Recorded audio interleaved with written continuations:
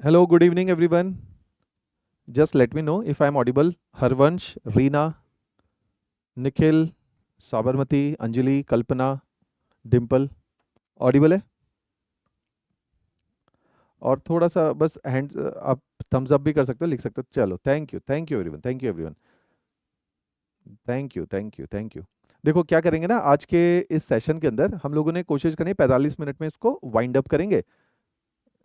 Thank you Harvansh.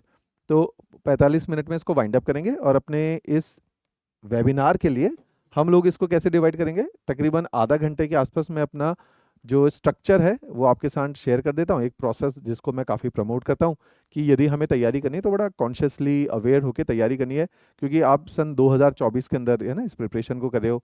हम लोगों ने तैयारी करी 2012-13 के दौर पे, 10 साल पहले।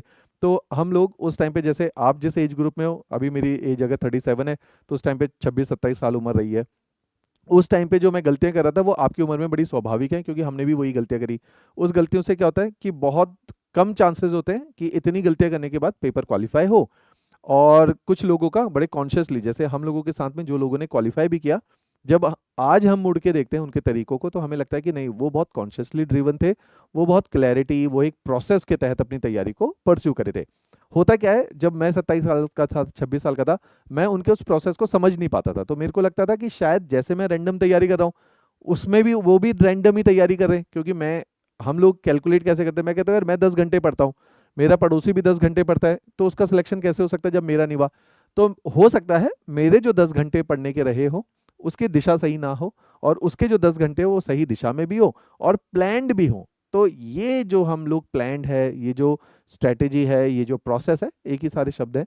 तो इसको समझ लेंगे, अगर इसको आप समझ लोगे ब्रॉडली, तो आपको एटलीस्ट एक ना दिमाग के अंदर एक खांचा सा बन जाएगा, एक फ्रेमवर्क बन जाएगा कि अगर तैयारी करनी होती है तो तैयारी इस ब्रॉड फ्रेमवर्क के अंदर करनी होती है।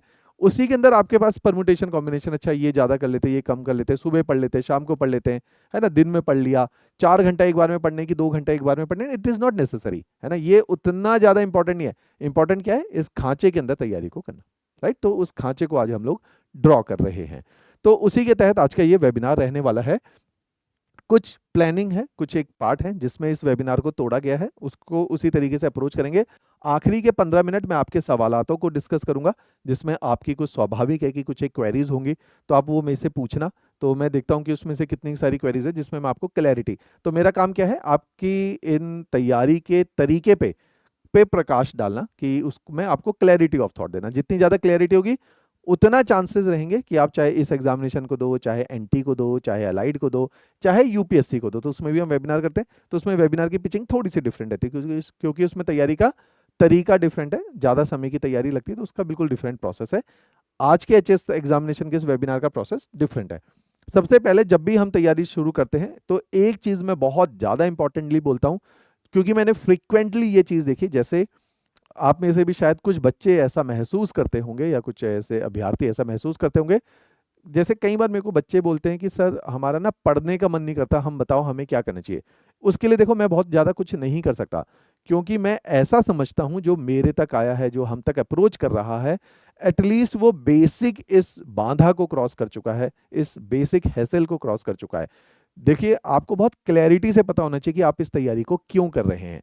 Always find a strong reason for your preparation of this examination.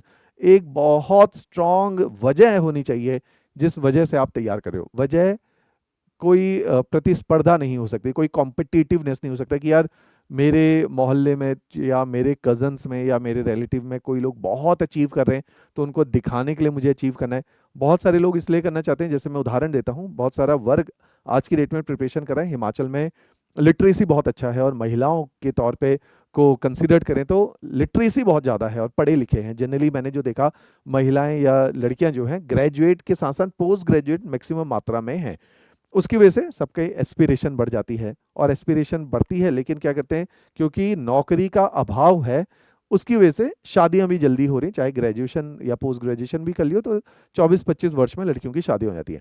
अपने पोटेंशियल के हिसाब से वो बहुत अच्छी पढ़ी लिखी हैं, शादी करने के बाद वो हाउसवाइफ बन गई हैं। हाउसवाइफ बनने के बाद वो अचीव नहीं कर पाए एकेडमिकली जो वो कर सकती थी, क्योंकि पोटेंशियल था।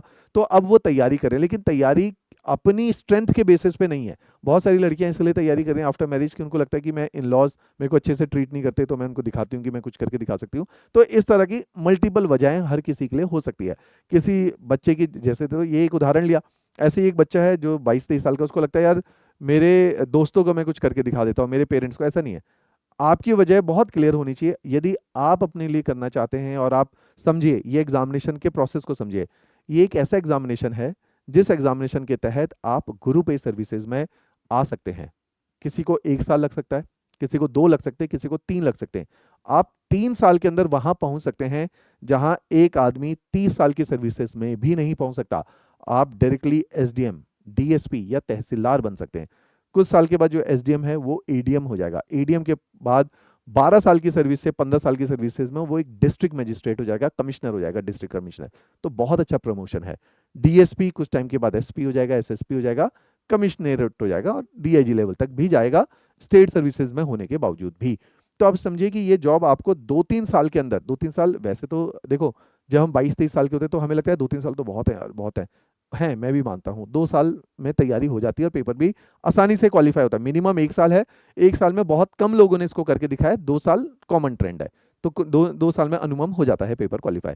लेकिन आप समझिए कि 2 साल में आप वहां पहुंच जाएंगे जहां पे एक व्यक्ति अलाइड सर्विसेज या बाकी सर्विसेज से एंटर करने के बाद 15-18-20 साल के करियर के बाद शायद आपके एंट्री लेवल पे पहुंच सकता है। तो कहने का मतलब है कि एक जॉब के अंदर जब आप इतने कम टाइम में एंटर कर रहे हैं, तो ये समझिए कि उस जॉब के अंदर आपको बहुत ज़्यादा खून पसीना बहाना पड़ेगा, उस तैयारी में खून पसीना बहाना पड़ेगा, क्योंकि आप इन 2 सालों में वो करके दिखा रहे हैं जो एक व्यक्ति को 20 साल में करके दिखाना है। तो आप समझिए कि 20 साल को श्रिंक करके 2 साल की मेहनत आप कर रहे हैं, राइट। तो ये बहुत इंपॉर्टेंट है, ये वजह जानना बहुत इंपॉर्टेंट है। तो आपको क्लियर हो जाना चाहिए कि आप एक ऐसा एग्जाम तैयार कर रहे हैं जो हिमाचल में सबसे टफेस्ट है ना। स्टेट सर्विसेज, सब दुनिया इंडिया में सबसे टफेस्ट क्या है? यूपीएससी। स्टेट लेवल पे सबसे टफेस्ट क्या है? State civil services. तो आप वो सबसे टफेस्ट एग्जामिनेशन के लिए कंपीट कर रहे हैं। दूसरा, इस एग्जामिनेशन के लिए हमेशा मैं कहता हूं कि आपको ये जानना पड़ेगा कि वजह क्या है आपके लिए, कि आपको क्लियर होना चाहिए कि मैं क्यों तैयारी कर रहा हूं। क्योंकि मैं एक हम्बल, देखिए हम सारे ही लोग तकरीबन तकरीबन, हिमाचल ऐसा राज्य जहां बहुत ज्यादा पैसा तो किसी के घरों में नहीं है, सब मध्य वर्गीय लोग हैं, मिडिल क्लास लोग हैं। मिडिल क्लास में आगे बढ़ने के क्या रास्ते हैं? या तो हम बिजनेस शुरू करें, एंटरप्रेन्योर बने। लेकिन आप समझिए कि रेट ऑफ बिजनेस के सक्सेसफुल होने का चांस बहुत कम होता है। आप लोगों को भी समझे, क्योंकि बिजनेस में एक बहुत इंपॉर्टेंट फंडा होता है, एंटरप्रेन्योर स्किल तो चाहिए लेकिन पैसा चाहिए, कैपिटल चाहिए। पैसा बहुत ज्यादा नहीं है, तो अगर बिजनेसमैन भी बनेंगे तो बहुत बड़ा बिजनेसमैन बहुत रेयर, अदानी अंबानी जैसे बहुत रेयर एग्जांपल्स हमारे पास है ना। तो बहुत बड़े बिजनेसमैन नहीं बन सकते। दूसरा ऑप्शन है पॉलिटिक्स। पॉलिटिक्स में भी अगर आप देखोगे, क्योंकि पॉलिटिक्स जॉब सिक्योरिटी तो है नहीं, आप पॉलिटिक्स करने के लिए आपको पैसा चाहिए। आपको अगर फुल टाइम लोगों की सेवा करनी है तो आपको अपना घर खर्च कराने के लिए पैसा चाहिए। वो एक मिडिल क्लास आदमी अफोर्ड नहीं कर सकता क्योंकि पैसा लिमिटेड है। तो तीसरा ऑप्शन रहता है सरकारी नौकरी, चौथा ऑप्शन रहता है प्राइवेट नौकरी। तो प्राइवेट और सरकारी की डिबेट है। तो इन दोनों में से according to your interest, according to your potential, according to your aptitude, आप देखिए कि आप कहाँ फिट होते हो। क्या आप एक सरकारी नौकरी के अंदर फिट होते हो, क्या एक प्राइवेट? दोनों नौकरी के अपने अपने बेनिफिट है। मैं ऐसा नहीं कि मैं कहता हूँ यार सबको सरकारी नौकरी करनी चाहिए, नॉट नेसेसरली। अगर आपको लगता है हाँ मैं इस जॉब में अपने आप को फिट इन देखता हूँ, तभी आपको अपना क्लियर होना चाहिए फंडा। क्योंकि अगर क्लियर नहीं होगा आपके अंदर ना वो किक नहीं आएगी। और ये पेपर किक और पैशन से क्लियर होता है, ये पेपर केवल पढ़ने से क्लियर नहीं होता। पढ़ना सेकंड स्टेज है। मेरा पढ़ने का मन करे, इससे पहले मेरे को उसके बारे में इतना पैशन होना चाहिए, इतना पागलपन होना चाहिए कि मैं उसको पढूं। तो इसीलिए आपको अपना रीजन क्लियर होना चाहिए। आपको क्लियर होना चाहिए मेरे को पॉलिटिक्स में नहीं जाना, मेरे को बिजनेस नहीं करना, मेरे को प्राइवेट नौकरी अभी तो नहीं करनी है, 2 साल के लिए 3 साल के लिए जब तक मैं तैयारी के प्रोसेस में हूं। तो मेरे को सरकारी के लिए पूरी जान लगानी है। अगर नहीं होता है तो मेरे को क्लोजर है कि भाई मेरे बस की नहीं थी या मेरा भाग्य अच्छा नहीं था, तो मेरे को इसको छोड़ के कुछ ऐसा काम करना चाहिए जहां पे और जहां मेरे को सफलता थोड़ी जल्दी मिल जाए। इसीलिए आपको ये क्लियर होना चाहिए। तो reason of your preparation has to be very very clear. Once it is very clear, now comes my role कि अब इसको सरल कैसे बनाना है और इसको प्लान्ड कैसे करना है। तो ये काम आप लोगों ने करना है, राइट। तो अपना रीजन ऑफ आपने पेपर पे लिख के रखना है। देखो जब तक आप पेपर में नहीं लिखोगे आपके जहन के अंदर वो बहुत गहरा नहीं उतरेगा। जब तक आपके जहन के अंदर बहुत गहरी ये बात नहीं उतरेगी कि आप क्यों तैयारी कर रहे हो, तब तक वो जो है, मैं इधर ना एक उदाहरण कोट करता हूँ, बहुत क्लियर, बहुत सिंपल उदाहरण। 3 साल पहले एक स्टूडेंट है धर्मशाला से, शिखा उसका नाम है, रैंक 4 उसकी आई थी 2021 में, जब ओशन का सेकंड टाइम, अगर मैं ठीक याद कर पा रहा हूँ तो एसडीएम में सिलेक्शन हुआ था। 2020 या 21 की बात रही होगी, 20 का इंटरव्यू था, 21 में उसका रिजल्ट आया। तो जब मैंने उसका इंटरव्यू रिकॉर्ड किया, आप यूट्यूब पे भी है, तो मैंने उससे एक बात पूछी थी। मैं कहा यार शिखा, तेरा 3 साल हो गए, तेरा पेपर क्वालिफाई नहीं हो पा रहा, एंथ्रोपोलॉजी ऑप्शनल है, तो क्या कोई और प्लान ऑफ, मैं हमेशा एक चीज़ बोलता हूँ, you should have your backup plan, लेकिन वो 3 साल के बाद you should have your fall plan, कि नहीं होता है तो मेरे को क्या करना है, तो तेरा प्लान ऑफ एक्शन क्या था। तो उसने कहा कि सर मैं इतनी शिद्दत से मेहनत कर रही हूँ, मैं बहुत क्लियर हूँ अपनी लाइफ में, मेरे को करना है तो यही एग्जामिनेशन करना है, मेरे को कुछ और लाइफ में नहीं करना है। राइट, तो आपके लिए भी 3 साल तक, अगर एक बार आपने ये पंगा ले लिया, सिंपल फंडा है, ये रातों रात रिजल्ट नहीं देता है ना, ये मैं बात लिख के ले रहा हूँ, लिख के दे रहा हूँ कि नहीं रातों रात सिलेक्शन होता है। आप समझिए एक ऐसी पोजीशन है, आप सिंपल ना लॉजिक लगाओ, किसी को एसडीएम बनाना है, एसडीएम के पास एक तहसील होती है, तहसीलदार है ना, सब तहसील है वो, तो उस तहसील के अंदर अगर समझो इतना सारा एडमिनिस्ट्रेटिव वर्क है, उसको सुपरवाइज करना है, डिजास्टर मैनेजमेंट का भी काम उसको देखना है, अपने डिपार्टमेंट की हायरार्की में वो सबसे ऊपर है, पूरे डिपार्टमेंट को भी देखना है, उसके नीचे के लोग तरीके से काम कर रहे हैं, सारी चीज़ें जो है तरीके से चल रही हैं, लोगों के प्रति भी उसकी जिम्मेदारी, उसको भी एग्जीक्यूट करना है। कल को यही एसडीएम डीएम भी बनेगा तो जिम्मेदारी और बढ़ेगी। तो क्या आपके अंदर उतनी एकेडमिक कैपेबिलिटी है, क्या इतनी इमोशनल कैपेबिलिटी है, क्या इतना कॉन्फिडेंस है कि आप इतनी बड़ी जिम्मेदारी को निभा पाओ। तो आप इस दृष्टि से इसको देखो कि आपने अपनी कैपेबिलिटीज को एनहेंस करना है। तो ये जो पूरी जर्नी है जिसमें आप इस एग्जामिनेशन के लिए प्रिपेयर कर रहे हो, इस जर्नी का एक बहुत बड़ा, हाँ शिखा ने लिखा ना 2021, अच्छा शिखा ने नाम दिया। तो इस जर्नी के अंदर आपने ये देखना है कि आप अपनी कैपेबिलिटीज को कैसे मैक्सिमम तक पुश कर सकते हो। तो धीरे धीरे आपकी कैपेबिलिटीज बढ़ती जाएगी, आपका कॉन्फिडेंस बढ़ेगा, अपने ऊपर भी कॉन्फिडेंस बढ़ेगा। इस जर्नी में सबसे ज्यादा जो कॉन्फिडेंस आपको चाहिए, आपका आपके ऊपर कॉन्फिडेंस चाहिए, ना तो आपके पेरेंट्स का आपके ऊपर कॉन्फिडेंस शुरू में हो, नहीं है, किसी के पेरेंट्स का होता है, किसी का नहीं होता, किसी के दोस्तों का होता है, नहीं होता, हर कोई आपको नॉट नेसेसरली इस प्रिपरेशन में सपोर्ट करेगा। आपको क्लियर होना चाहिए कि हाँ मैं कर सकता हूँ, जब आपको अंदर से ये आवाज आएगी, उस टाइम पे मेरा रोल आता है कि मैं बता देता हूँ भैया ऐसे करना है। अब आपको लगता है आप कर सकते हो, ये निभा लो, चांसेस विल बी ब्राइट। और शुरू में चाहे किसी की रैंक बनाई हो, किसी को नहीं पता होता उसका सिलेक्शन होना है हमेशा। एग्जाम्पल, इसी साल रैंक 2 हिमानी 2019 से प्रिपरेशन कर रही है, नहीं क्वालिफाई हो पा रहा, सही तरीका नहीं था, लास्ट ईयर एनटी का इंटरव्यू दिया, हम लोगों के पास रही, यहाँ लाइब्रेरी में बैठी, टेस्ट लिखी, एक प्लान ऑफ एक्शन बनाया, उस प्लान ऑफ एक्शन को उसने एग्जीक्यूट किया, मेहनती तो थी, प्लान ऑफ एक्शन को एग्जीक्यूट किया, इस साल रैंक 2 आई। प्रतीक ठाकुर एनटी रैंक 1, सेम 2021 हमारे ऑनलाइन बैचेस का था, और घर से तैयारी करी, फिर चंडीगढ़ मूव हुआ, लास्ट में एनटी के टाइम पे तैयारी को रीस्ट्रक्चर किया, रैंक 1। तो मीन्स अगर हम उसी मेहनत को एक दिशा दे दें, एक तरीके से कर लें, तो chances will be bright. Not necessarily हर कोई हिमानी नहीं बन पाए, बहुत सारे थे, औरों को भी दिशा दी, नहीं हो पाए, हाँ इंटरव्यू दे दिया, नेक्स्ट स्टेज में हो जाएगा, तो but they are close to their goal और द टारगेट। तो आपको क्लियर करना चाहिए कि हमें स्टेप वाइज ही अपनी, जैसे ये क्यों बनाए सीढ़ी नुमा, क्योंकि रातों रात कोई करिश्मा नहीं होता है, ये केवल ऑब्जेक्टिव पेपर नहीं है, इसमें मेंस है, इसमें इंटरव्यू है, तो तुक्का नहीं लगेगा, और रातों रात तुक्का लग से पेपर नहीं क्लियर होगा। तुक्के से वो पेपर क्लियर होंगे जिसमें एमसीक्यू होते हैं, पेपर क्लियर किया, भाग्य अच्छा था, उस दिन सारे क्वेश्चन सही हुए, हो गया। यहाँ 3 स्टेज हैं, कोई भी गलत बंदा सर्विसेज में नहीं एंटर कर सकता। पूरा पोटेंशियल, पूरी मेहनत होने के बाद भी आपको भाग्य चाहिए कि उस दिन, जैसे एग्जांपल के तौर पे इस साल एक हमारी स्टूडेंट थी, मेरी नज़र में उसमें बहुत ज़बरदस्त पोटेंशियल है, बहुत मेडिकल इमरजेंसी रही, कांगड़ा की है, और उस स्वाति नाम है उसका, तो उसका रैंक 8 आया, 7 ही सीट थी, नहीं भाग्य अच्छा रहा, लास्ट स्टेज थी, 2 साल ही तैयारी को हुए थे, ऑनलाइन स्टूडेंट हमारी रही थी, तो है ना, तो भाग्य अच्छा होगा, मेहनत रंग लाएगी तो सिलेक्शन होगा।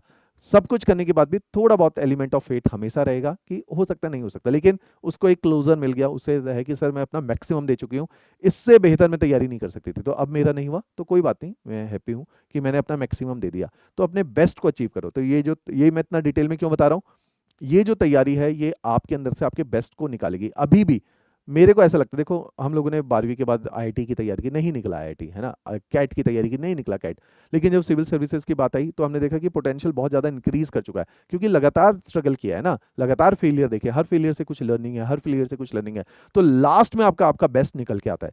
तो ये वो एग्जामिनेशन है जो आप में से आपके बेस्ट को निकालेगा, लेकिन उस बेस्ट को निकालने के लिए क्या होगा, कंफर्ट को छोड़ना पड़ेगा। बहुत सारे कंफर्ट होते हैं हमारे पास ना, जैसे उदाहरण देखता हूँ, यूपीएससी के इंटरव्यू चल रहे हैं हम लोगों के, इंटरव्यू तक हम लोग बार बार पहुंच रहे हैं, कुछ नंबर से इंटरव्यू के बाद भी रैंक रुक रही है, तो हमें समझना पड़ेगा इंटरव्यू से रैंक एक लेवल तक ही रुकती है। मींस अगर मेरे को मेंस के अंदर, एक उदाहरण लेते हैं फिक्टिशियस फिगर, 1000 में से मेरे को 500 नंबर चाहिए मेंस में और 100 नंबर चाहिए इंटरव्यू में, तो मेरा पेपर क्लियर हो जाएगा। मेरे आ रहे हैं 500 की जगह 450 नंबर और इंटरव्यू में मिल रहे 90 नंबर, तो मैं हर बार 40 नंबर से रुक रहा हूं। लेकिन ये जो 40 नंबर का गैप है, इस गैप को तोड़ने के लिए मेरे को समझना पड़ेगा चंडीगढ़ मार्केट में उस समय में कोई भी ऐसा इंस्टीट्यूट अच्छा नहीं था जो तैयारी को करवा के इस गैप को फिल कर पाए। लेकिन क्योंकि चंडीगढ़ में रहना आसान है, एक कंफर्ट जोन है, यहाँ लाइफ जो है काफ़ी ईजी है, इस चंडीगढ़ को हम लोगों ने नहीं छोड़ा। उससे क्या हुआ, हम उसी स्तर पे रह गए और उसी मार्क को क्रॉस ही नहीं कर पा रहे। तो हमें समझना पड़ेगा कि कभी कहीं पहुंचने के लिए कहीं से निकलना बहुत ज़रूरी है। तो ये मैं इसलिए बोल रहा हूँ क्योंकि आप में से बहुत सारे ऐसे बच्चे होंगे, इट इज़ नॉट नेसेसरी कि always the potential has to win this situation. कई बार ऐसा होता है कि कोई व्यक्ति अपने कंफर्ट को जो छोड़ के थोड़ा एक्स्ट्रा स्ट्रगल, थोड़ी एक्स्ट्रा मेहनत करके वह उस मुकाम तक पहुंच सकता है जहां तक उसके साथ वाले बहुत पोटेंशियल के बाद भी नहीं पहुंच पाए।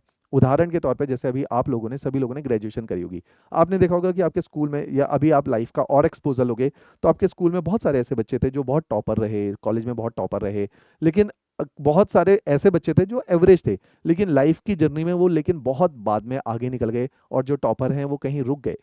कहीं रुकने की कुछ वजहें हो सकती है, एक वजह ये भी हो सकती है कि शायद उन्होंने अपने पोटेंशियल को और ज़्यादा एक्सप्लोर नहीं किया, शायद उन्होंने अपने सामने फैली हुई अपॉर्चुनिटीज़ को और ज़्यादा एक्सप्लोर नहीं किया। तो this paper is all about कि आप कितना ज़्यादा अपॉर्चुनिटीज़ को अवेल करने के लिए तैयार रहते हैं और कितना ज़्यादा कंफर्ट को छोड़ के बाहर निकल सकते हैं। एक बात मैं इस पेपर के लिए बोल देता हूं जो कि आपको पंच लाइन है, it is one of the most difficult examination in Himachal Pradesh, it is one of the most competitive examination in Himachal Pradesh. Third line is, इस एग्जामिनेशन को एवरेज बच्चा भी क्वालिफाई कर सकता है अगर वो सही दिशा से मेहनत करे और सही एनर्जी डाले, राइट। तो ये एग्जामिनेशन क्वालिफाई किया जा सकता है, और ये मैं मतलब ऐसा नहीं है कि अननेसेसरी मोटिवेट, क्योंकि हम लोगों ने उन बच्चों को देखा है क्वालिफाई करते हुए, उनके स्ट्रगल को देखा है, उनकी मेहनत को देखा, और हमने देखा है कि कैसे उन बच्चों ने बहुत ग्रेजुअली, छोटे छोटे बच्चों की तरह बेबी स्टेप रख के क्वालिफाई किया है। हिमानी का मैंने उदाहरण दिया, हिमानी को मैंने बोला 2019 से 2023 में पेपर क्वालिफाई करके 24 में रैंक लाइए, 5 साल का इंतजार है। और आप हैरान होंगे सुन के कि मैं बार बार ही बोल रहा हूँ बहुत जल्दी पेपर निकलता है, हिमानी को भी 5 साल लगे, और इस बार 7 लोगों का सिलेक्शन हुआ, उस 7 में हिमानी जो है सेकंड यंगेस्ट है जिसका पेपर 25-26 साल में क्वालिफाई हुआ। तो मतलब और लोगों का पेपर 8-8 साल में क्वालिफाई हुआ है। क्यों? क्योंकि कोई ठीक तरीके, ऐसा नहीं कि देखो पेपर 10 साल में भी क्वालिफाई होना है, हो सकता है और हुआ है, आपने तय करना है आपका पेपर 2 साल में होगा कि 10 साल में होगा। ऐसे मेरे पास बहुत उदाहरण है। उदाहरण के तौर पे एक और पेश करता हूँ, Rashmi Sharma last to last year DSP बनी है 35 साल की उम्र में। उसने 10 साल तैयारी नहीं करी, उसने 32 की उम्र में तैयारी करी, 10 साल इन्फोसिस में जॉब करी, एक छोटा बच्चा भी है, हाउसवाइफ रहते हुए तैयारी करी। फिर उसको लगा नहीं मेरे में पोटेंशियल है, एक चांस है, नौकरी गई भाड़ में, 1 साल पूरी डेडिकेटेड तैयारी करी, पेपर क्वालिफाई हो सकता है नहीं भी हो सकता, लेकिन उसने अपना बेस्ट दिया। और 3 साल के अंदर, 2.5 साल में एग्जैक्टली टाइम लेता हूँ जिसमें जो असली तैयारी वो 1 साल की ही थी, उसके अंदर पेपर को क्वालिफाई भी किया। तो हमने स्मार्ट बनना है जैसे एक और उदाहरण देता हूँ, क्षितिज 30 साल की एज में 2 साल पहले, जिस साल अगर मैं ठीक याद कर पा रहा हूँ तो जिस साल आकांक्षा और शिखा की रैंक आई है, उसी साल क्षितिज ने भी पेपर को क्वालिफाई किया इन हिज सेकेंड अटेम्प्ट, पहला अटेम्प्ट आफ्टर इंजीनियरिंग 22 साल, सेकेंड अटेम्प्ट 23 साल की उम्र में क्वालिफाई किया। इस बार लास्ट ईयर यूपीएससी क्वालिफाई किया, इस बार फिर यूपीएससी में अपियर होंगे, राइट। तो हमने देखना है स्मार्टनेस। तो हमेशा कोशिश करो, देखो हमारे पास आने का आपका बेनिफिट क्या है, हम लोग ऐसा नहीं, देखो सिंपल फंडा डेटा, 2,500 बच्चों को एचएस पढ़ा चुके हैं, 2,500 की सिलेक्शन हुई है? नहीं हुई है। सिलेक्शन उतनी ही होगी जितनी सीट्स होगी। आपने देखना है हमारे पास आके भी, देखो कुएं के पास जाके भी बहुत लोग प्यासे रह जाते हैं, कोई लोग दूर से भी कुएं के पानी को पी लेते हैं। आपने कोशिश, ऐसा ही होता अगर ऑफलाइन और ऑनलाइन से पेपर क्वालिफाई होता, तो बहुत सारे लोगों ने केवल फोन पे बात करके मेंटोरिंग से भी पेपर निकाला है। आपने देखना है कि आप हमसे कितना मैक्सिमम एक्सट्रैक्ट आउट कर सकते हो। बहुत सारे लोग हैं उन्होंने हमसे कोचिंग नहीं लिया है, उन्होंने भी पेपर क्वालिफाई किया फोन पे बात करके, मेंटोरिंग लेके। उदाहरण पे दे देता हूँ, Jitendra Sharma last year rank holder, Dheeraj Sharma last year rank holder, इनको मैंने सीधा इंटरव्यू के अंदर देखा था, हमारे एनरोल्ड स्टूडेंट है, टेस्ट सीरीज के, नॉट प्रोग्राम, टेस्ट सीरीज के। लेकिन ये वो करते हैं जैसा मैं बोलता जा रहा हूँ कि मैं ऐसे आंसर में बदलाव कर लो, इस पोर्शन पे फोकस कर लो, इस पोर्शन। और इतने हम्बल बैकग्राउंड से ये लोग हैं, इतने हम्बल बैकग्राउंड से ये लोग हैं, जैसे मैंने बोला बहुत एवरेज जगह से लोग इस एडमिनिस्ट्रेटिव एग्जामिनेशन को क्वालिफाई कर पाए, बस वो करते हुए जो करना चाहिए और एक अमाउंट ऑफ टाइम देते हुए। बार बार बोल रहा हूँ, किसी का ये 2 साल में भी क्वालिफाई होगा, किसी का 3 साल में भी क्वालिफाई होगा। मेरी दृष्टि में अगर कोई प्लान्ड वे में तैयारी कर रहा है, पूरी जान लगा के तैयारी कर रहा है, उसे 3 साल से ज़्यादा तैयारी नहीं करनी चाहिए। क्यों? अगर 3 साल में पूरी जान और पूरी एनर्जी और पूरी दिशा लगा दी जाए तो बहुत चांसेस है पेपर हो जाएगा। नहीं हो रहा है तो इसका मतलब है या तो भाग्य आपका ठीक नहीं है, दूसरा या आपकी अभी भी तैयारी में बहुत भारी कमी है। तो 3 साल में नहीं हो रहा तो वो कमी अभी भी पूरी नहीं की जा सकती है। तो मेरा ऐसा मानना है कि ऑल्टरनेट करियर कॉम्प्रोमाइज होते हैं, leave the preparation and go for something else. ऐसा नहीं है कि जिन्होंने इस तैयारी को छोड़ा उन्होंने जिंदगी में आगे कुछ नहीं किया, सबने कुछ ना कुछ अगर शिद्दत से तैयारी करी कुछ बेहतर ही किया है। तो आप अपना 100% देने पे फोकस सको, इसलिए reason has to be very clear. क्योंकि ये पेपर एक ना हिंदी में बोलते हैं कीड़ा होना चाहिए, और वो मैं मानता हूं इस बात में कि इस पेपर को निकालने का कीड़ा होना चाहिए, नहीं तो आप में ना वो पागलपन झलके नहीं, आपकी आंखों में ही वो पागलपन नहीं दिखेगा, आपके अंदर उस कॉन्फिडेंस ही नहीं दिखेगा कि आप इस पेपर को कभी क्वालिफाई कर। कॉन्फिडेंस बाहर दिखना जरूरी नहीं है, आपके अंदर वो कॉन्फिडेंस कभी नहीं आ पाएगा कि आप इस पेपर को क्वालिफाई कर सकोगे जब तक आप 100% श्योर नहीं हो कि मैं बना ही इस पेपर के लिए। एक ना लास्ट उदाहरण देता हूँ। एक मेरा स्टूडेंट है मध्य प्रदेश से, अभिनव नाम है उसका, और वो आईपीएस क्वालिफाइड है और उड़ीसा से बिलोंग करता है और मध्य प्रदेश में पोस्टेड है आजकल। बहुत बहुत बैकग्राउंड ट्राइबल, बिल्कुल पिछड़ा हुआ जगह जहाँ रोड नहीं है, रेलवे नहीं है, पानी एक समस्या है ना, ऐसी जगह से वो बिलोंग करता है। तो वो दिल्ली में जब तैयारी कर रहा है यूपीएससी की, तो हर साल देखो बाहर ऑफलाइन कोचिंग पहले तो महंगी है, फीस ज़्यादा है, इवन हमारी फीस ज़्यादा है। हम कह रहे हैं और उससे सस्ती है, लेकिन वो बहुत सस्ती नहीं है, उसमें पैसा लगेगा। उससे भी ज़्यादा पैसा लगेगा चंडीगढ़ में, 10-12 हज़ार रुपये मिनिमम महीने का रहने का खर्चा है। 1 साल रहना हो तो 1,20,000, आना जाना घर भी करोगे, कपड़ा लत्ता भी पहनोगे, मोबाइल भी रिचार्ज होगा, 15,000 मिनिमम खर्चा है। अगर आपको 1 साल कोचिंग करनी है, 1.5 लाख आपका लिविंग कॉस्ट है। अगले साल आपको कोचिंग नहीं करनी, लेकिन चंडीगढ़ में हमारे पास ही रहना है, बेस्ट सोर्सेज एक्सेस करना है, उस इकोसिस्टम में रखना है, फिर 1.5 लाख, फिर 1.5 लाख। तो आप समझो अगर कोई 3 लाख तैयारी 3 साल तैयारी करके ऑफलाइन बैठ गया, चंडीगढ़ में बैठ गया, उसके 4.5 लाख तो लिविंग कॉस्ट चली गई है। कोचिंग की कॉस्ट अभी 1 लाख की अलग, 10,000 12,000 की किताबें अलग, तो बहुत कॉस्टली है। उसके पेरेंट्स, उसके पिताजी कहते थे, उसके पिताजी बहुत क्लियर थे, फार्मर थे लेकिन बहुत क्लियर थे, उनको था कि तू कुछ बन के आई हो, घर में चिंता मत कर। वो हर साल, उधर जमीन की कीमत ज़्यादा नहीं है, वो हर साल थोड़ी थोड़ी ज़मीन अपनी बेचते थे ताकि उसकी 1 साल जो है दिल्ली में सस्टेन कर पाए। और उस बच्चे को बिल्कुल क्लियर था कि मेरे को या तो सिविल सर्विसेज क्वालिफाई करना है, या मेरे को घर में जाके किसी की लेबर के तौर पे, क्योंकि खेत बिक चुके हैं, एज अ लैंडलेस लेबर काम करना है। तो इस यही दो ऑप्शन जब आपको दिखने लगेंगे ना लाइफ में, तो आप अपने आप बहुत डेडिकेटेड मेहनत कर लोगे। तो सिंपल फंडा है, जैसे मैं कहता हूँ कि reason of preparation has to be very clear, क्योंकि आपको जो किक चाहिए ना, वो किक यहाँ से मिलेगी, वो मैं नहीं दे सकता। मैं एक वेबिनार में आपको एग्जाम्पल क्यों कोट कर रहा हूँ, just to give you a clear cut kick कि यार ये मेरे लिए किक हो सकता है, ये ऐसे लोगों ने इससे भी पैशन लिया है, इससे मोटिवेशन लिया है, तो वो आप लोगों ने अपने लिए तैयार करना है। तो एक बार वो तैयार हो गया, फिर आप बताओगे कि सर, जैसे बहुत सारे बच्चे आते हैं वो कहते हैं सर नंबर ऑफ आवर्स की टेंशन मत लो, आप प्लान बताओ, 10 घंटे भी पढ़ना होगा, 12 भी पढ़ना होगा, हम एग्जीक्यूट करके दिखाएंगे, और 1 साल तक पढ़ना होगा, हम एग्जीक्यूट करके दिखाएंगे।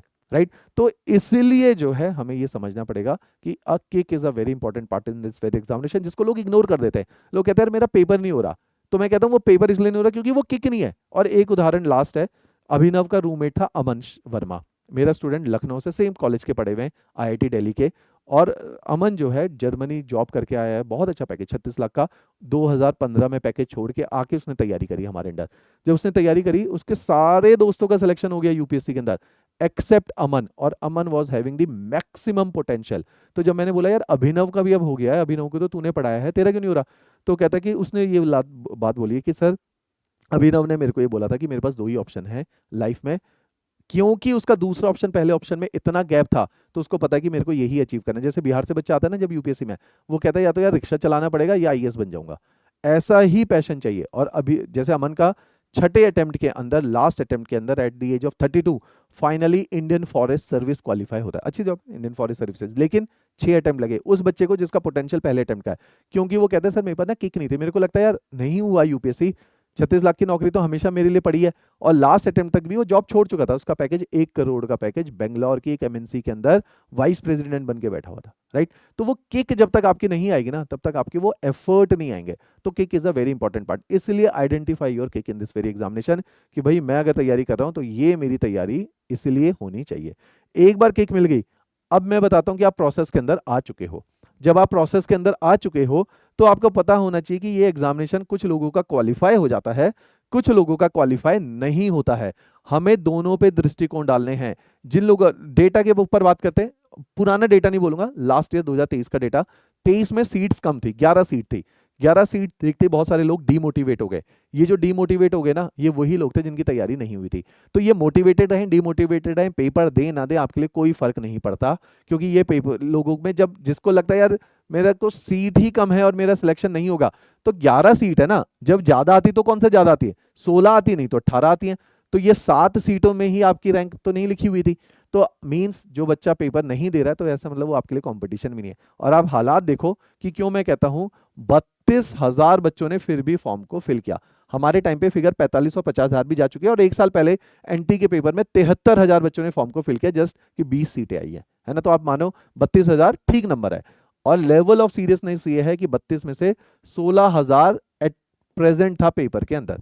तो मींस क्या है, बाकी 16,000 ने तो एम ही फॉर्म भर दिया। तो ये तो आपका कंपटीशन वैसे ही नहीं थे। आपका कंपटीशन कौन थे, रिलेटिवली 16,000 जो पहुंचे पेपर देने।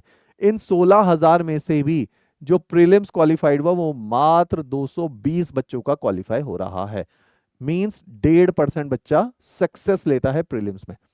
कुछ भी रेशियो नहीं है, मैं बार बार बोल रहा हूं, टफेस्ट है, डिफिकल्ट है, कॉम्पिटिटिव है। 98.5% बच्चा फेल हो गया। तो मींस पहली स्टेज स्क्रीनिंग स्टेज, इसका तरीका अलग है पेपर को निकालने का, तो समझना पड़ेगा क्या तरीका है। दूसरी स्टेज, अच्छा जी 220 का प्रीलिम्स क्वालिफाई हुआ, तो बोला कि आके जो है मेंस एग्जामिनेशन दो आप। उन्होंने मेंस एग्जामिनेशन लिखे। मेंस एग्जामिनेशन लिखने के बाद कमीशन ने बोला मात्र 16 बच्चे ऐसे योग्य हैं जो इंटरव्यू में बैठने लायक हैं। तो फिर देखो सिलेक्शन रेट, 220 में से 16 बच्चों को कॉल आई है। 220 में से 16 कॉल जो है, अगर आप देखोगे कि कितना ही परसेंट जो है सिलेक्शन रेट यहां पे निकल के आया है, तो कुछ भी नहीं है। तो लास्ट में जो रिजल्ट आया है, 7 बच्चों की रैंक आई है बस। 11 सीट थी, पूरी भी नहीं भरी है, 7 बच्चों की रैंक। कहां 16,000 प्रेजेंट और कहां 7 बच्चे, डेसिमल में भी नहीं है सिलेक्शन। तो हमें समझना पड़ेगा। ये मैं क्यों कह रहा हूं कि मेरे में बहुत कॉन्फिडेंस आ गया, मैंने अपने को किक दे दी कि ये पेपर निकल सकता है ना, मैं मोटिवेटेड हूं। लेकिन अगर मेरे को अब डेटा नहीं पता, मोटिवेटेड तो हूं, ओवर कॉन्फिडेंट नहीं होना। क्यों मैंने ऐसे बोला, ऐसा क्या होता है, क्या होता है मैं बताता हूं आपको। बहुत सारे बच्चे हमारे पास आते हैं और फेल इस एग्जामिनेशन में एवरेज बच्चा नहीं होता। फेल इस एग्जामिनेशन में वो बच्चा होता है जो होशियार होता है और हमेशा से अचीवर होता है।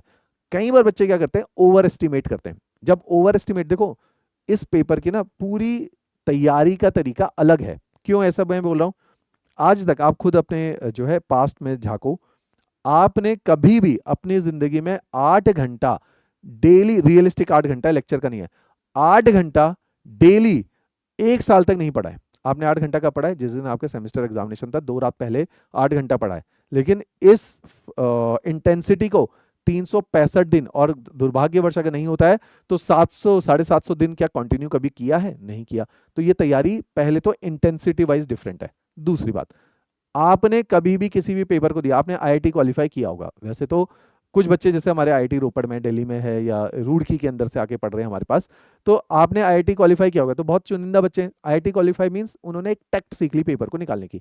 लेकिन वहां पर भी 3 सब्जेक्ट है। आपने मैक्सिमम बेस्ट इंजीनियरिंग कॉलेज कौन सा है हिमाचल के अंदर, एनआईटी, उसके बाद कौन सा है, यूआईटी। तो वहां के बच्चे आते हैं, उनको ज्यादा टाइम लग रहा है कि एनआईटी के बहुत सारे बच्चे आ रहे हैं लेकिन बहुत थोड़े से क्वालिफाई। अगर आप रिजल्ट में देखोगे एनआईटी के बच्चे मात्रा में बहुत दिखेंगे, यूआईटी के बच्चे बहुत दिखेंगे कि जो है 11 में से 3 यूआईटी के, 3 यूआईटी के हैं, 300 तैयार कर रहे थे, बाकियों का तो नहीं हुआ। तो मैक्सिमम फेलियर किसका हुआ, 297 यूआईटी के बच्चों का या एनआईटी के। क्यों नहीं हो पाया, ओवर स्मार्ट। तो क्यों, ओवर एस्टिमेशन। उनको लगता है क्योंकि हिमाचल में उन्होंने पहले एक बार अचीव किया हुआ है, अब वो दोबारा अचीव कर लेंगे। लेकिन पहले बात समझना पड़ेगा, इस बार जब वो कंपीट कर रहे हैं, पहले तो सारा नॉन मेडिकल के बच्चे के साथ कंपीट किया था, इस बार मेडिकल वाला भी, आर्ट्स वाला भी, कॉमर्स वाला भी, कंपटीशन इनटू 4 हो गया। दूसरी बात, केवल ये अब पिछली बार जब कंपीट किया था एनआईटी के टाइम पे, तो आप अपनी एज ग्रुप 19 साल वालों से कंपीट कर रहे हो। इस बार कोई 5 साल से तैयारी कर रहा है, कोई 10 साल से भी तैयारी कर रहा है, तो आपका जो बैंडविड्थ है वो 10 साल का हो गया। तो आप इंटू 4 था, अब इंटू 10 हो गया, तो 40।